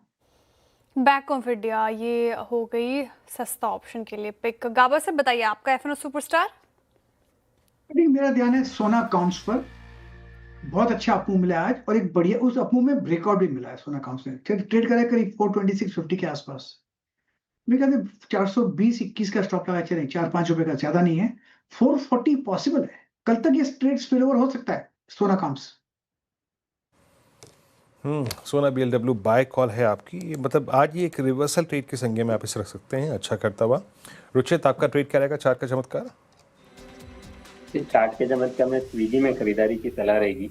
पिछले 8 ट्रेडिंग सेशन से स्टॉक के काफी नैरो रेंज में ट्रेड कर रहा था, और ये पूरा जो कंसोलिडेशन हुआ है वो उसके 50 डेमा के आसपास ही हुआ है। और आज के ट्रेडिंग सेशन में ये लास्ट 8 दिन के कंसोलिडेशन का ब्रेकआउट आया है, और 20 डेमा के रेजिस्टेंस भी ये स्टॉक ने आज सरपास किए है। सो आई थिंक नो, ये रिसेंट कंसोलिडेशन के बाद एक अपमूव के लिए आई थिंक आज एक पहला मूव है, और ये कंटिन्यू हो सकता है 460 के आसपास तक। तो करंट लेवल्स पे 421 के नीचे स्टॉप लॉस रख के स्विगी में खरीदारी की सलाह है 460 के टारगेट्स के लिए। स्विगी ये हो गई रुचित जी के पिक। चार्ट का चमत्कार के लिए यहाँ पर उनको स्ट्रेंथ नजर आ रही है। इटर्नल स्विगी अच्छा परफॉर्म करते हुए। मिड कैप फंडा लेते हैं आशीष चित्रमुता जी से। आशीष जी बताइए आपका मिड कैप फंडा। जी, तो देखिए हम कंजम्पशन थीम पे काफ़ी पॉजिटिव है, और जीएसटी कट के बाद हमें लगता है कि हमने बीच में जो चर्चा की थी, V2 रिटेल की एक चर्चा की थी, हमें दूसरा स्टॉक जो इसी थीम में काफ़ी पसंद आ रहा है वो है आदित्य विजन। आदित्य विजन जो है वो एक रिटेलिंग कंपनी है, इलेक्ट्रॉनिक रिटेलर है, और बिहार मार्केट के अंदर में almost 50% market share Aditya vision का है। और इस समय पे जैसे हम जानते हैं कि बिहार में इलेक्शन है, तो हमें लगता है कि, और जिस तरह से हमने देखा कि कुछ अभी बात भी चर्चा भी चली जहां पर पे एक बहुत ज़्यादा इंसेंटिवाइज भी बिहार में किया जा रहा है, तो जिसकी वजह से मुझे लगता है कि बहुत पॉजिटिव एक आउटकम आदित्य विजन के नंबर्स में देखने को भी नजर आएगा। और कंपनी जो है वो हमें लगता है 25% केगर से ग्रो होने की पूरी तैयारी कर रहा है। 161 स्टोर्स हैं इस समय पे, और फाइनेंशियल ईयर 26 तक के 200 स्टोर्स तक जाने की तैयारी ये कंपनी कर रहे हैं। सेम स्टोर सेल्स ग्रोथ भी कंपनी की 15% के आसपास है। तो इसी सभी पैमाने से हमें लगता है कि कंपनी एक बेहतरीन कंजम्पशन बन सकता है। टेक्निकली आप देखेंगे तो एक बहुत ही बढ़िया पोलैंड फ्लैग का फॉर्मेशन बना है, जो ये बता रहा है कि 540 रुपए पर टेक्निकल सपोर्ट काफी अच्छे है, और ये सपोर्ट लेवल अगर से स्टॉक होल्ड करता है तो 640 रुपए तक की अपसाइड मुझे लगता है आदित्य विजन के स्टॉक में देखने को नजर आ सकती है। नहीं, आशीष, मैं आज पहली बार स्टॉक के बारे में सुना। ये बिहार सेंट्रिक कंपनी है, ये वाइट गुड सेगमेंट है क्या? ये है क्या ये वाइट गुड सेगमेंट है, रिटेलिंग कंपनी है, इलेक्ट्रॉनिक रिटेलर है, जहां पर पे सभी तरह के कंज्यूमर ड्यूरेबल्स के आइटम बिकते हैं। और झारखंड और बिहार मार्केट में 50% मार्केट शेयर इस कंपनी का इस पूरे सेगमेंट में बना हुआ है। ओके, आदित्य विजन ही हो गई पिक। और पूरे स्पेस में V2 रिटेल, विशाल मेगामार्ट, आदित्य विजन अच्छा परफॉर्म करता हुआ ये पसंदीदा स्टॉक आशीष जी की तरफ से मिड कैप फंडा के लिए आया। चलिए अब आगे बढ़ते हैं। और डिविस लॉरस लैब और बिंदु फार्मा में आप देखें तो आज करीब 2% की तेजी है। और दरअसल USFDA ने हेट्रो लैब्स को आपत्तियां जारी की है, जिसका असर इन कंपनियों पर दिख रहा है। ज्यादा डिटेल के लिए चलते हैं हमारे सहयोगी CNBC TV 18 के विवेक अय्यर जी के पास। विवेक जी, गुड आफ्टरनून, बताइए क्या है खबर? Well, first of all thank you so much बुलाने के लिए। देखिए, अगर आप देखेंगे तो हेट्रो लैब जो है एक अनलिस्टेड इंडियन फार्मा कंपनी है, एक बहुत लार्ज इंडियन फार्मा कंपनी है। और USFDA सितंबर में इनके जो सबसे लार्ज फैसिलिटी है नाकापल्ली में आंध्र प्रदेश में, उन्होंने वहाँ पे इंस्पेक्शन किया था। वो इंस्पेक्शन के बाद 14 पेज का फॉर्म 483 है। फॉर्म 483 वो फॉर्म है जो इंस्पेक्शन के बाद कंपनी को दिया जाता है। वहाँ पे 6 ऑब्जर्वेशन है। अभी 6 ऑब्जर्वेशन नंबर एक्चुअली आप देखेंगे तो बहुत ज़्यादा नहीं है, बट जो ऑब्जर्वेशन का कंटेंट है वो काफ़ी सीरियस है।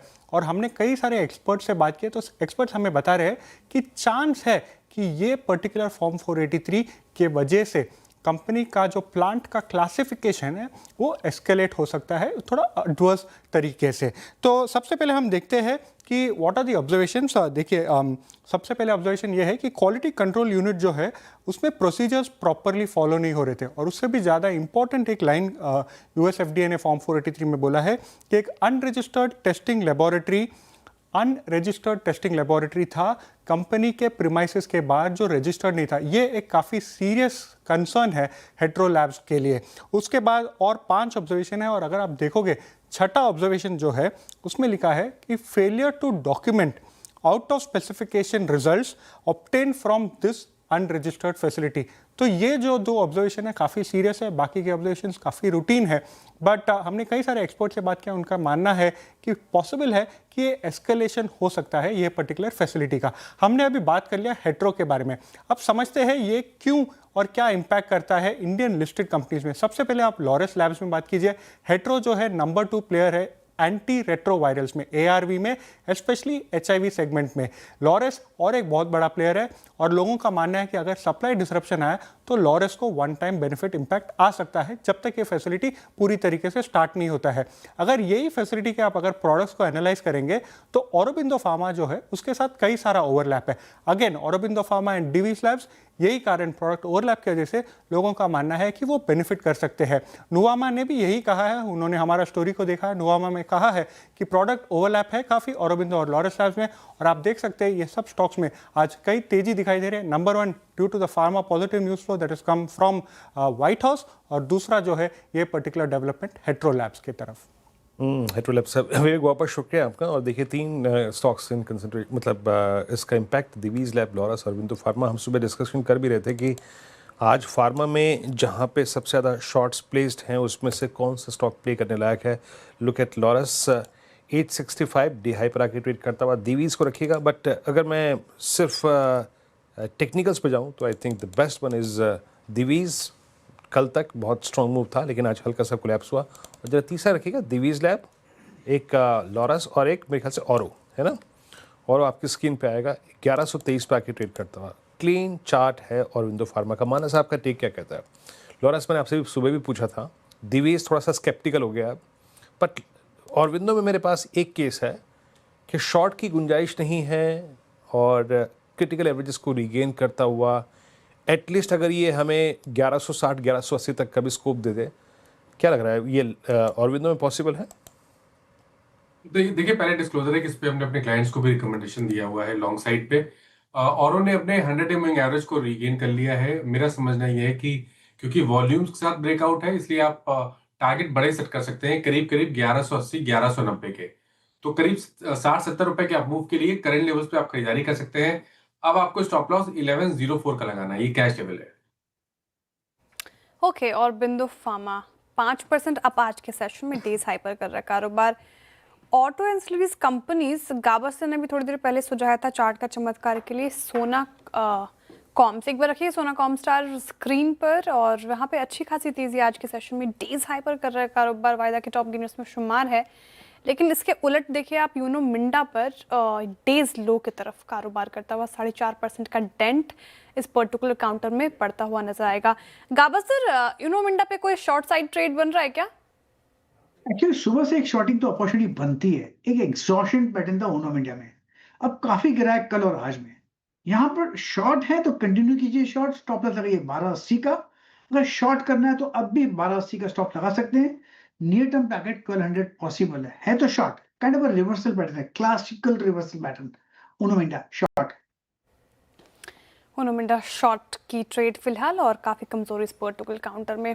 अभी थोड़ी देर पहले बात हो रही थी सिल्वर और गोल्ड की और साथ ही उसके ETFs की भी, और बाजार में इन दिनों सिल्वर ETF का जलवा है। M6 पर चांदी का भाव नीचे है लेकिन सिल्वर ETF जमकर चमक रहे हैं।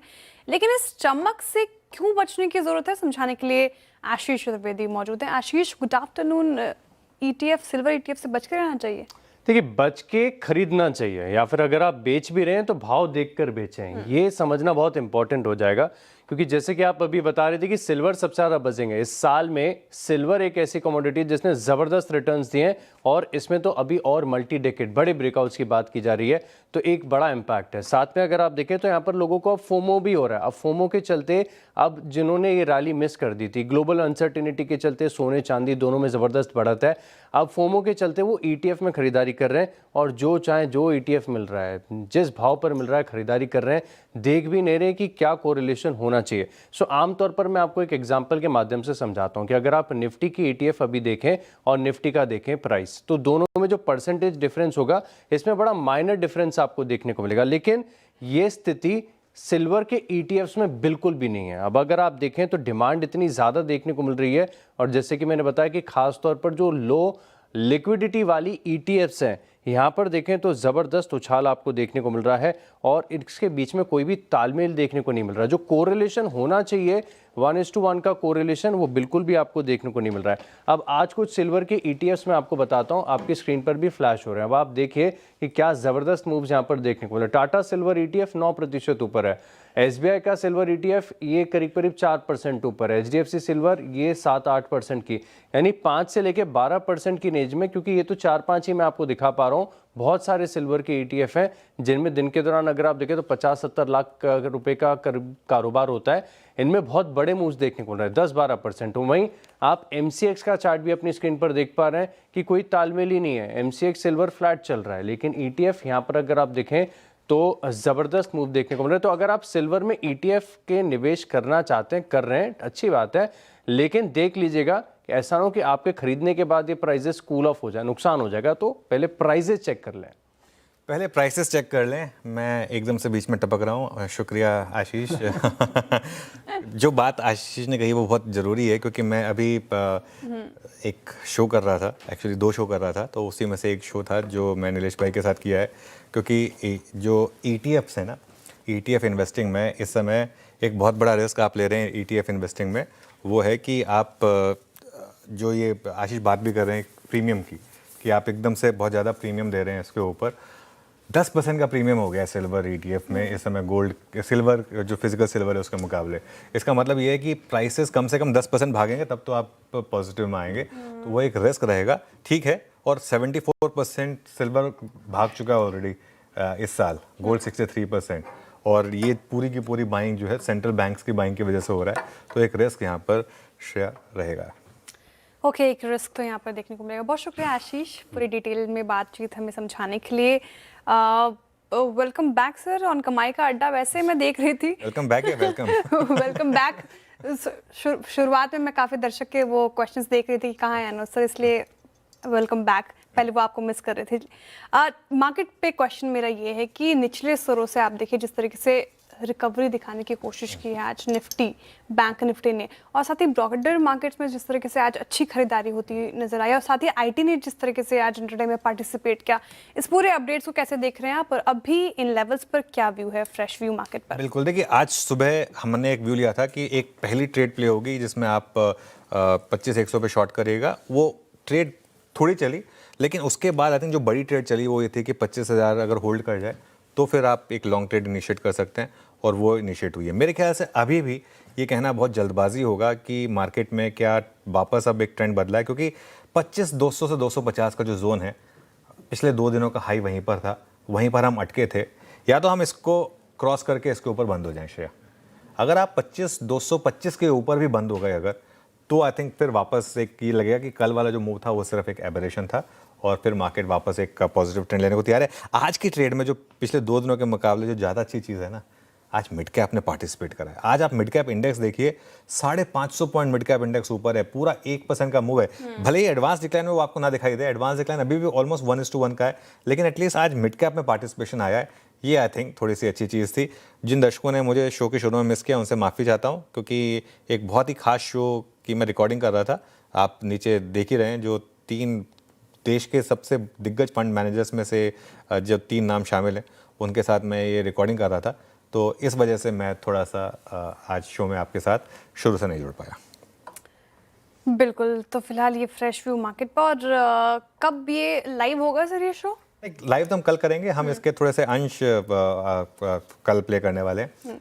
अच्छा वीरू, हाइलाइट्स या फिर हाईलाइट एक तो मैंने बता दिया आपको कि गोल्ड ईटीएफ में थोड़ा सा केयरफुल रहें और एक्स्ट्रापोलेट ना करें रिटर्न्स को। और दूसरा, ज़्यादातर पैनल का ये मानना है कि यहाँ से लार्ज कैप में अच्छे मौके हैं, लार्ज कैप अच्छे से करेक्ट हो चुके हैं और लार्ज कैप में वैल्यूएशन कंफर्ट है और 12 से 15% के रिटर्न्स की कंपाउंडिंग आप एक्सपेक्ट कर सकते हैं अगले 2 से 3 साल में। ये इस पैनल का मानना है। चलिए वीरू के पास भी चलते हैं। वीरू, गुड आफ्टरनून मेरी तरफ से भी।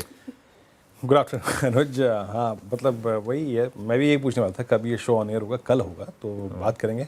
मतलब large cap versus mid cap में ज़्यादा झुकाव लार्ज कैप में है, ज़्यादा झुकाव लार्ज कैप में इस समय, बिल्कुल ज़्यादा झुकाव लार्ज कैप में। खैर चलिए अभी काम करते हैं। इस शो के कुछ महत्वपूर्ण अंश को हम देखेंगे भी, लेकिन बिग मार्केट वर्सेस की कड़ी में फोकस करते हैं। Sachin Shah, executive at fund manager, Emkay investment managers के हमारे जुड़ चुके हैं। सचिन नमस्कार, कार्यक्रम में स्वागत है आपका। सचिन, आप मार्केट्स को कैसे देख रहे हैं? ऑलमोस्ट आज शाम को टीसीएस के नंबर्स के साथ इस अर्निंग सीजन का श्री गणेश हो जाएगा। हम 25-200 की ट्रैजेक्टरी में, अभी आप लोगों की बाइंग लिस्ट में, आप लोग की कन्विक्शन लिस्ट में स्पेशली इस बात को नज़र रखते हुए कि वैल्यूएशंस का जहाँ पे आपको गैप नज़र आ रहा है, चेजेबल नज़र आ रहा है, वो क्या इस वक्त स्पेस है? धन्यवाद, thank you very much for having me on the show. तो जैसे मैं अभी सुन रहा था आप लोगों को, तो आप लोग बता रहे थे कि लार्ज कैप्स में वैल्यूएशन काफ़ी, द रिस्क एडजस्टेड रिटर्न काफ़ी फेवरेबल है। तो हमें भी यही लगता है कि देर आर 2-3 सेक्टर्स है, जैसे प्राइवेट सेक्टर बैंकिंग है या फिर आपके सिलेक्टेड फार्मा कंपनीज है, सम ऑफ द कंज्यूमर कंपनीज है, वहाँ पे रिस्क एडजस्टेड रिटर्न्स काफ़ी फेवरेबल है with in the large caps. और अगर आप मिड कैप स्मॉल कैप्स भी देखें तो वहाँ पे वो एक बॉटम्स अप इन्वेस्टिंग ही होता है हमेशा। तो वहाँ पे भी अभी काफ़ी सारे इंडिविजुअल स्टॉक्स जो होते हैं वो अच्छे से करेक्शन हुए हैं, around 30-40% many of the stocks.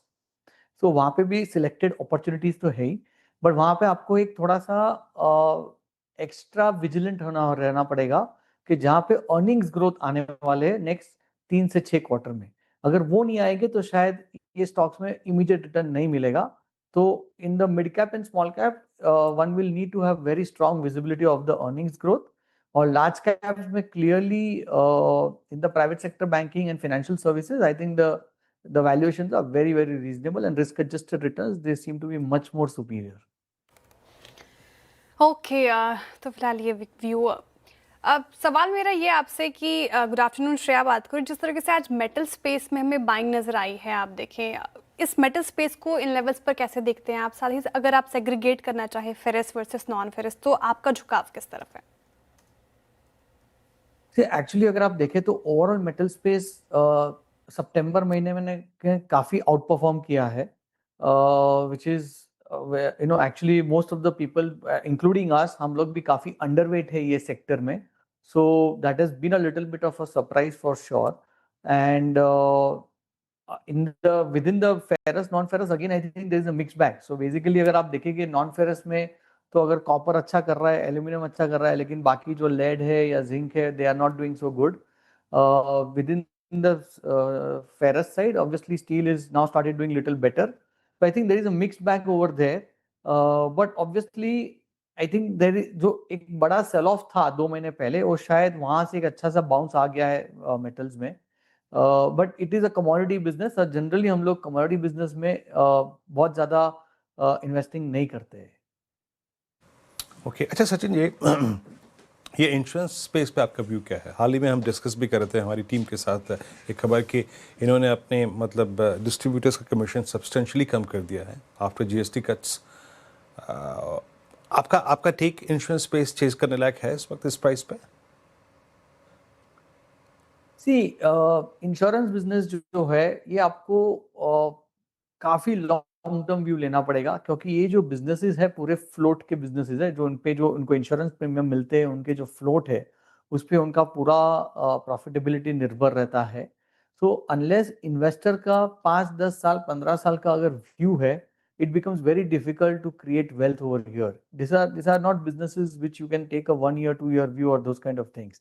और अगर इन्वेस्टर का 10 साल का व्यू है, 15 साल का व्यू है, तो जो हिसाब से अपने अंडर पेनिट्रेशन है अभी इंडिया में for all insurance product, whether it is life और जनरल, आई थिंक वो एक सेक्युलर ट्रेंड तो रहेगा ही रहेगा। तो ये जो शॉर्ट टर्म हिकअप्स है in terms of this agents का कमीशन ये वो, I don't see that as a challenge because the secular trend is all about very very low penetration, under penetration, but you will have to invest with a very long term view of at least I would say 7 to 10 years. Okay ये take आपका insurance space पे। Sachin ji, IT space ने आज भी perform किया, कल भी उसकी तरफ से साथ, तो पिछले कुछ सत्रों से देखें तो आईटी पार्टिसिपेट कर रहा है और लगातार मैं सवाल उठा रही हूँ, अलग अलग गेस्ट से भी पूछ रही हूँ, सबकी राय जानना ज़रूरी है। क्या लग रहा है सर आपको, आईटी स्पेस में अब अच्छे दिन वापस आ गए, अब यहाँ पे थोड़ी स्ट्रेंथ नजर आ रही है या फिर इन स्तरों पर भी आप कॉशियस हैं? आईटी सर्विसेज तो क्लियरली जैसे आपने स्टार्टिंग में मुझे पूछा कि वैल्यूएशंस वाइज कौन से सेक्टर्स अच्छे हैं, तो IT is again one sector which is where the valuations have become very very reasonable. So it is one definitely that contra kind of a bet in the markets where valuations had probably reached very very low levels. और यहाँ से अगर थोड़ा सा भी business outlook improve होता है, they can give you really superior returns for the next 2 to 3 years. Sachin ji बहुत बहुत शुक्रिया, आप इस कार्यक्रम में शामिल हुए, सभी सेक्टर्स पर अपनी राय रखी आपने, और हमारी तरफ से, अनुज, मेरी तरफ से और पूरे CNBC आवाज़ परिवार की तरफ से आपको दीपावली की अग्रिम शुभकामनाएं। अब आते हैं Nifty is at day high 25189, और अनुज आज ज़्यादा एग्रेशन बैंक ये निफ्टी आईटी ने दिखाया, वो 50 डे पार करने के बाद कैसे अप्रोच करें इस क्लोज को, और टेक क्या रहेगा कल के लिए फ्राइडे फैक्टर के मद्देनज़र? देखिए क्लोज तो अच्छी है काफ़ी वीरू, और लेकिन 25,225 के ऊपर देखिए आज एक इंटरेस्टिंग चीज़ हुई है। आज हमने कल के हाई को ब्रीच किया, लेकिन कल के लो से लोअर लो बना, तो एक तरीके से आउटसाइड डे बनाया आज हमने। आउटसाइड डे के बाद अगले दिन की अहमियत काफ़ी बढ़ जाती है, और इन दैट केस बहुत कुछ TCS के नंबर्स पर भी डिपेंड करेगा।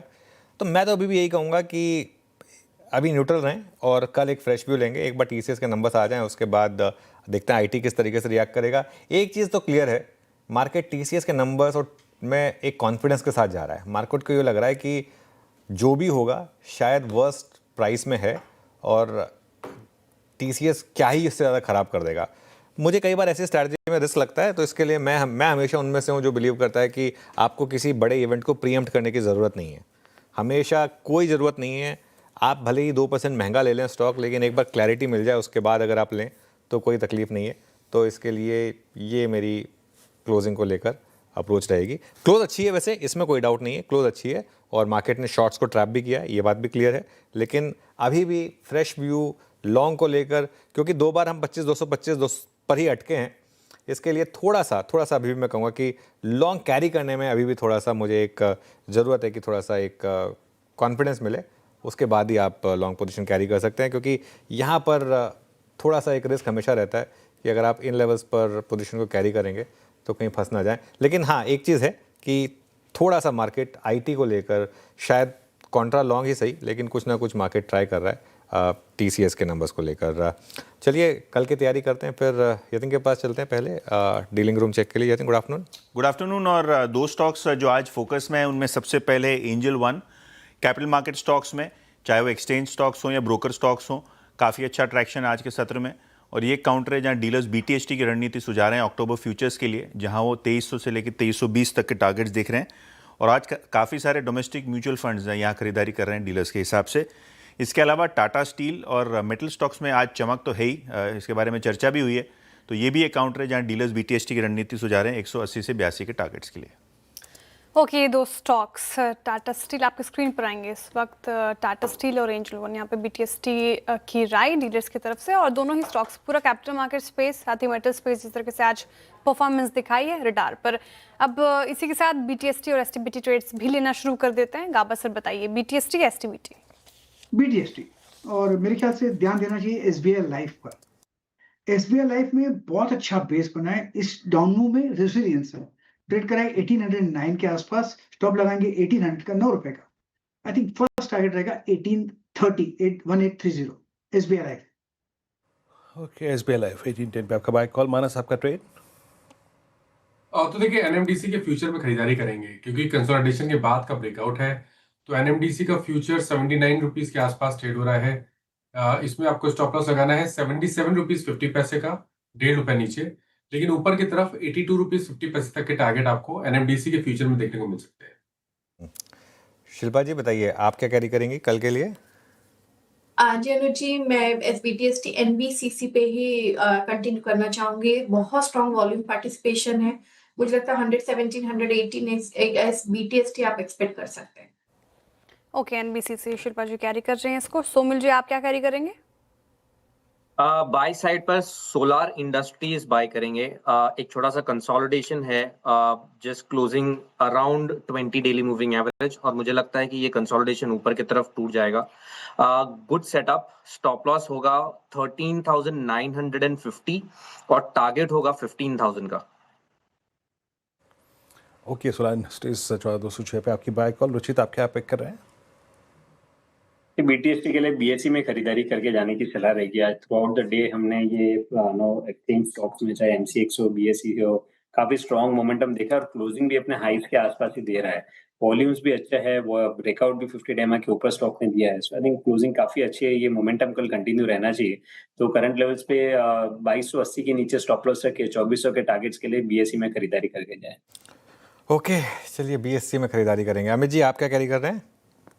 अनुज जी, मेरी नज़र भारत इलेक्ट्रॉनिक पे है। यहाँ पे 2-3 दिन की शांति थी, थोड़ा सा पुल बैक आया है और आज के सत्र में हम देख रहे हैं कि 20 डेमा से वापस रिवर्सल आ रहा है। तो 2-3 दिन की जो प्रॉफिट बुकिंग या थोड़ा बहुत कंसोलिडेशन था वो कंप्लीट लग रहा है और अच्छे जोन से वापस रिवर्स कर रहा है। तो इसे बाय करें। 406 का स्टॉप लॉस रहेगा और टारगेट्स हमारे रहेंगे 417 रुपए के।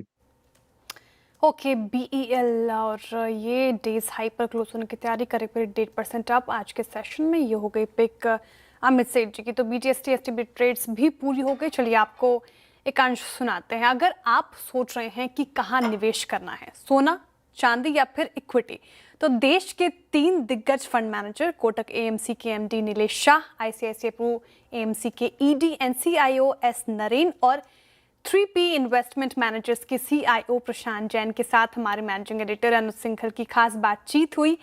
कहाँ दाव लगना है, किससे दूरी बना के रखनी है, बाजार में कितने रिटर्न की उम्मीद रखें, इन सब मुद्दों पर इन 3 दिग्गज फंड मैनेजर की बातचीत की एक झलक आपको दिखाते हैं।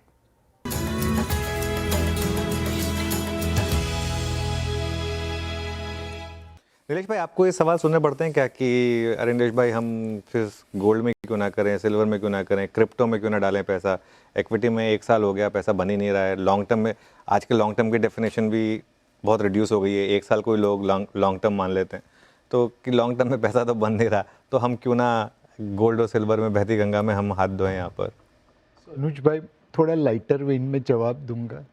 जो CNBC आवास के दर्शक हैं वो असेट एलोकेशन में बिलीव करते हैं, वो इक्विटी में भी निवेश करते हैं, सोने चांदी में भी निवेश करते हैं और डेट में भी निवेश करते हैं, वो अपने पोर्टफोलियो पे ध्यान देते हैं।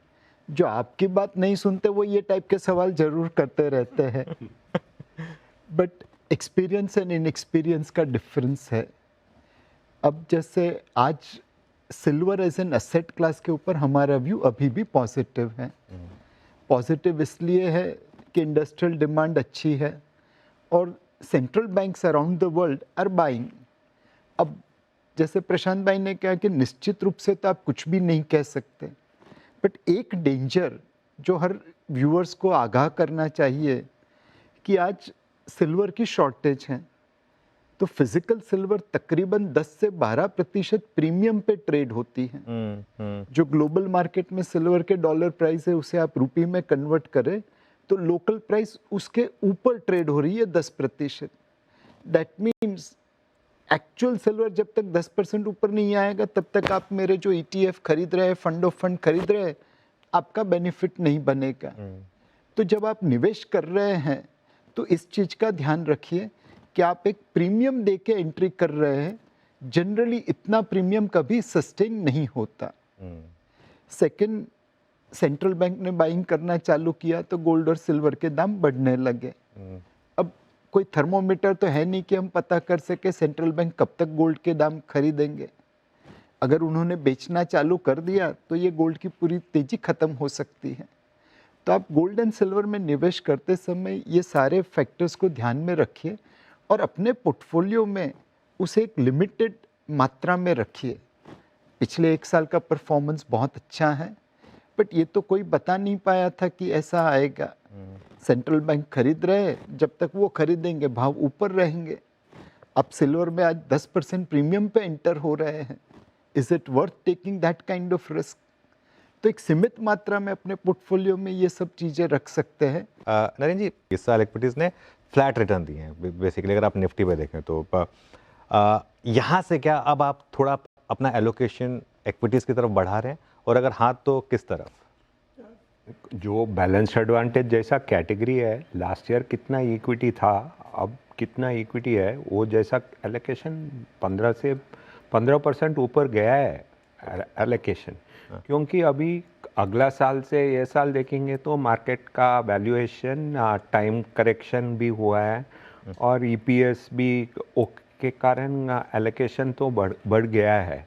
लेकिन कितना रिटर्न आएगा अगला 2-3 साल में, वो मेरे ख्याल से कैसा अमेरिकन मार्केट मूव होगा और अमेरिकन इकोनॉमी में क्या होगा और उसके कारण क्या ग्लोबल इम्पैक्ट होगा, मुझे पता नहीं है।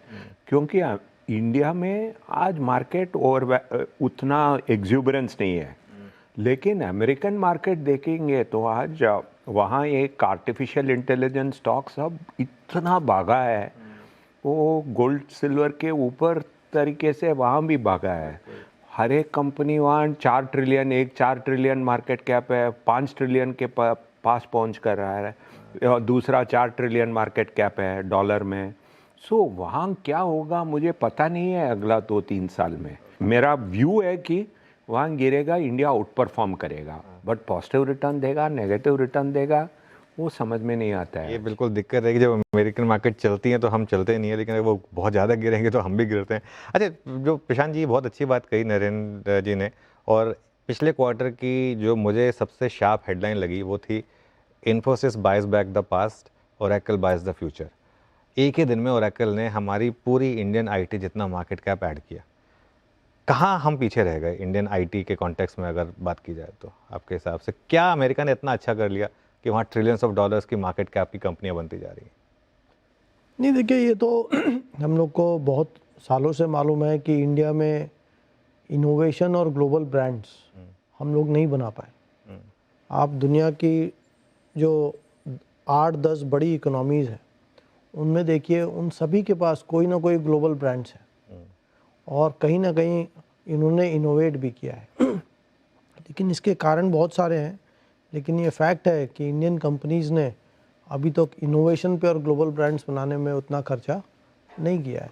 तो हम लोग एक सॉफ्टवेयर सर्विस इंडस्ट्री के जैसे इस इंडस्ट्री शुरू हुई थी 30 वर्ष पहले और ये वहीं पे रह गई। तो इसमें अब सही समय पे हम सही सोच नहीं कर पाए।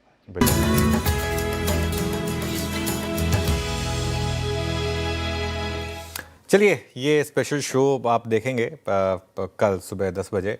मीनवाइल इस शो में एक और चीज़ डिस्कस हुई है वीरू और श्रेया, वो है ये जो आईपीओज आ रहे हैं ना। अब देखिए एलजी का आईपीओ देखिए आप, 36 गुना भर गया है ये आईपीओ। और एक चीज़ मैं आपको बताऊं, मुझे हैरानी नहीं होगी, आई थिंक जब आईपीओ वाले दिन मैंने एक चीज़ कही थी कि इसमें 1 लाख करोड़ से ज़्यादा की बोलियां आएंगी। 36 गुना का मतलब हो गया 4,17,000 करोड़ की बोलियां। अब तक जो हमारी मार्केट में रिकॉर्ड रहा है वो बजाज हाउसिंग फाइनेंस के आईपीओ का था, जिसमें 6.5 लाख करोड़ की बोलियां आई थी। पॉसिबल है क्योंकि ये सबसे ज़्यादा बिड्स एकदम एंड में आती हैं। पॉसिबल है कि हम उस नंबर को चैलेंज करें, और ये मतलब अगर 36 गुना भर गया, 50-60 गुना, अब पता नहीं कितना। क्यूआईबी का पोर्शन देखिए 105 गुना, क्यूआईबी का पोर्शन 105 गुना भर गया यहाँ पर। ये इसका रीज़न है क्योंकि एक अच्छा आईपीओ एक अच्छे प्राइस पर आया है। ये आईपीओ मार्केट में भले ही बबल चल रहा हो, लेकिन अगर आप अच्छा आईपीओ अच्छे प्राइस पर लेकर आएंगे, इन्होंने बहुत कुछ छोड़ा टेबल पर, बहुत कुछ। मतलब आप देखिए हैवेल्स वगैरह वगैरह जो कंपनियां हैं, वोल्टास वगैरह, उनसे डिस्काउंट पर ये आईपीओ लेकर आए हैं, और सिग्निफिकेंट डिस्काउंट पर आईपीओ लेकर आए, जबकि उनसे बेटर मार्जिन्स हैं, उनसे बेटर मार्जिन है, उनसे बेटर प्रोफाइल है, एंड आई डेयर से उनसे बेहतर ब्रांड्स हैं। आज की डेट में एलजी और सैमसंग जो हैं वो, आप माने या ना माने, टॉप ब्रांड्स हैं। आज की डेट में अगर आप टीवी लेने जाएंगे, सबसे पहले आपकी चॉइस होगी एलजी या सैमसंग। अगर वो आपको अच्छे प्राइस पर नहीं मिलेगा तो फिर आप कोई और टीवी देखेंगे। तो उस हिसाब से ये एक बता रहा है कि अगर आप अच्छा आईपीओ अच्छे प्राइस पर लेकर आएंगे, तो अच्छा पैसा में वीरो एक इंटरेस्टिंग होगा इसकी, ये स्टॉक की ओपनिंग कहाँ पर होगी। मतलब इन्होंने टेबल पे काफ़ी कुछ छोड़ा है, 1140 रुपये पे ये इशू ऑब्वियसली प्राइस होगा। मुझे हैरानी नहीं होगी अगर ये स्टॉक सीधा 1500 या 1600 पे खुले तो। और उसके बाद क्या इसका भी वही हाल होगा जो बजाज हाउसिंग फाइनेंस या टाटा टेक का हुआ था कि बस वहीं पे 1 साल बिता दे। ये आई थिंक बड़ा सवाल होगा कि लिस्टेड इन्वेस्टर को पैसा बनेगा या नहीं बनेगा। आईपीओ जिसको बन गया उसकी तो चांदी है खैर। बिल्कुल, और कितना मिलेगा किसको, कितनी बीट किसने डाली थी, वो बड़ा यक्ष प्रश्न है अनुज। और बिल्कुल सही कहा आपने, बजाज हाउसिंग, मुझे याद है एक बार बजाज हाउसिंग लेके आएंगे जरा प्लीज़ आप। मेरे ख्याल से इसका इशू प्राइस था 77, लिस्ट हुआ था 144 पे, गया 196 का हाई लगाया और अब 110 पे ट्रेड करता हुआ। तो हाँ, वो यक्ष प्रश्न जरूर रहेगा जो अनुज अभी कह रहे थे। खैर अब चलते हैं इस इशू से बाहर, लेकिन वाकई इसमें कोई राय नहीं जो अनुज ने टिप्पणी करी, बेस्ट आईपीओ, बेस्ट प्राइस, बहुत कुछ छोड़ा एंड विद बेस्ट मार्जिन, जो कल आशीष आपको पिक्चर बता भी रहे थे। आपके स्क्रीन पे इट्स 25179 निफ्टी और बैंक निफ्टी करीब 56,167, लेकिन आज का एग्रेशन निफ्टी आईटी ने दिखाया और निफ्टी आईटी आज पोस्ट 19 सितंबर पहली बार क्लोज हो रहा है 50 डे एक्सपोनेंशियल मूविंग के ऊपर, और इसने पिछले 3 घंटे में most specially I think post 11 एक बहुत अच्छा स्विंग दिया और आज क्लोज होता हुआ 50 डे के ऊपर। MCX ने आज एक स्ट्रॉन्ग मूव दिया और MCX आज क्लोज हो रहा है बहुत नज़दीक अपने ऑल टाइम हाई के और करीब 8758 पे, और साथ ही साथ हिंदुस्तान जिंक को लेकर आई है, मेटल्स में जो तेज़ी थी उसको कैप्चर किया इसने 514 पे। आज ये जून 25 के बाद अब तक की सबसे हाईएस्ट ट्रैजेक्टरी में क्लोज होता हुआ, और हिंदुस्तान जिंक मानस कैरी करना चाहिए क्या इसको? बिल्कुल लेके जाएंगे, क्योंकि जिस तरह का ब्रेकआउट है, जिस तरह के वॉल्यूम्स हैं, उसको देख के लग रहा है कि ये रैली कंटिन्यू रहेगी। करीब करीब 535 रुपए तक के टारगेट देखने को मिल सकते हैं, तो एक BTST कॉल की तरह भी लिया जा सकता है। करंट लेवल्स पर खरीदारी करिए 504 के स्टॉप लॉस से 525 और 535 रुपए के टारगेट के लिए। ओके, हिंद जिंक पर फिलहाल ये व्यू है। पूरा शानदार रैली के साथ मेटल स्पेस क्लोज होने की तैयारी, बस 2.5 मिनट रह गए हैं मार्केट क्लोजिंग में और मार्केट डेज हाई पर क्लोज होने की तैयारी। BEL जो पिक थी शायद एक बार NTPC भी रखिएगा स्क्रीन पर, और NTPC अब निचले स्तरों से अच्छी रिकवरी के साथ आपको डेज हाई पर NTPC क्लोज होता हुआ नजर आएगा। अमित जी, आपसे NTPC जानना चाहूँगी, क्या किया जाए इस पर्टिकुलर काउंटर पर? पिछले कुछ दिनों रिपोर्ट आई थी और रेगुलेटेड यूटिलिटीज अच्छा परफॉर्म कर सकती हैं, आपकी राय? जी शेयर जी, थोड़ा सा रेंज बाउंड स्टॉक है, बट ये जगह अच्छी है, लगभग 330 से अक्सर रिवर्सल दे रहा है। थोड़ा सा ऊपर में रेजिस्टेंस जरूर है 340 में। सारे जितने भी मूविंग एवरेजेस है वहां आके कोलाइड कर जाते हैं 250 20 डे एक्सपोनेंशियल मूविंग एवरेज।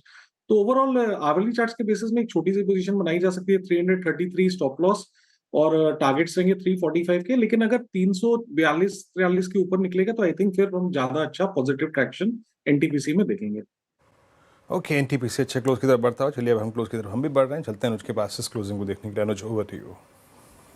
बिल्कुल, चलिए स्क्रीन पर चलते हैं और आज देखते हैं मार्केट की क्लोजिंग कैसी रही।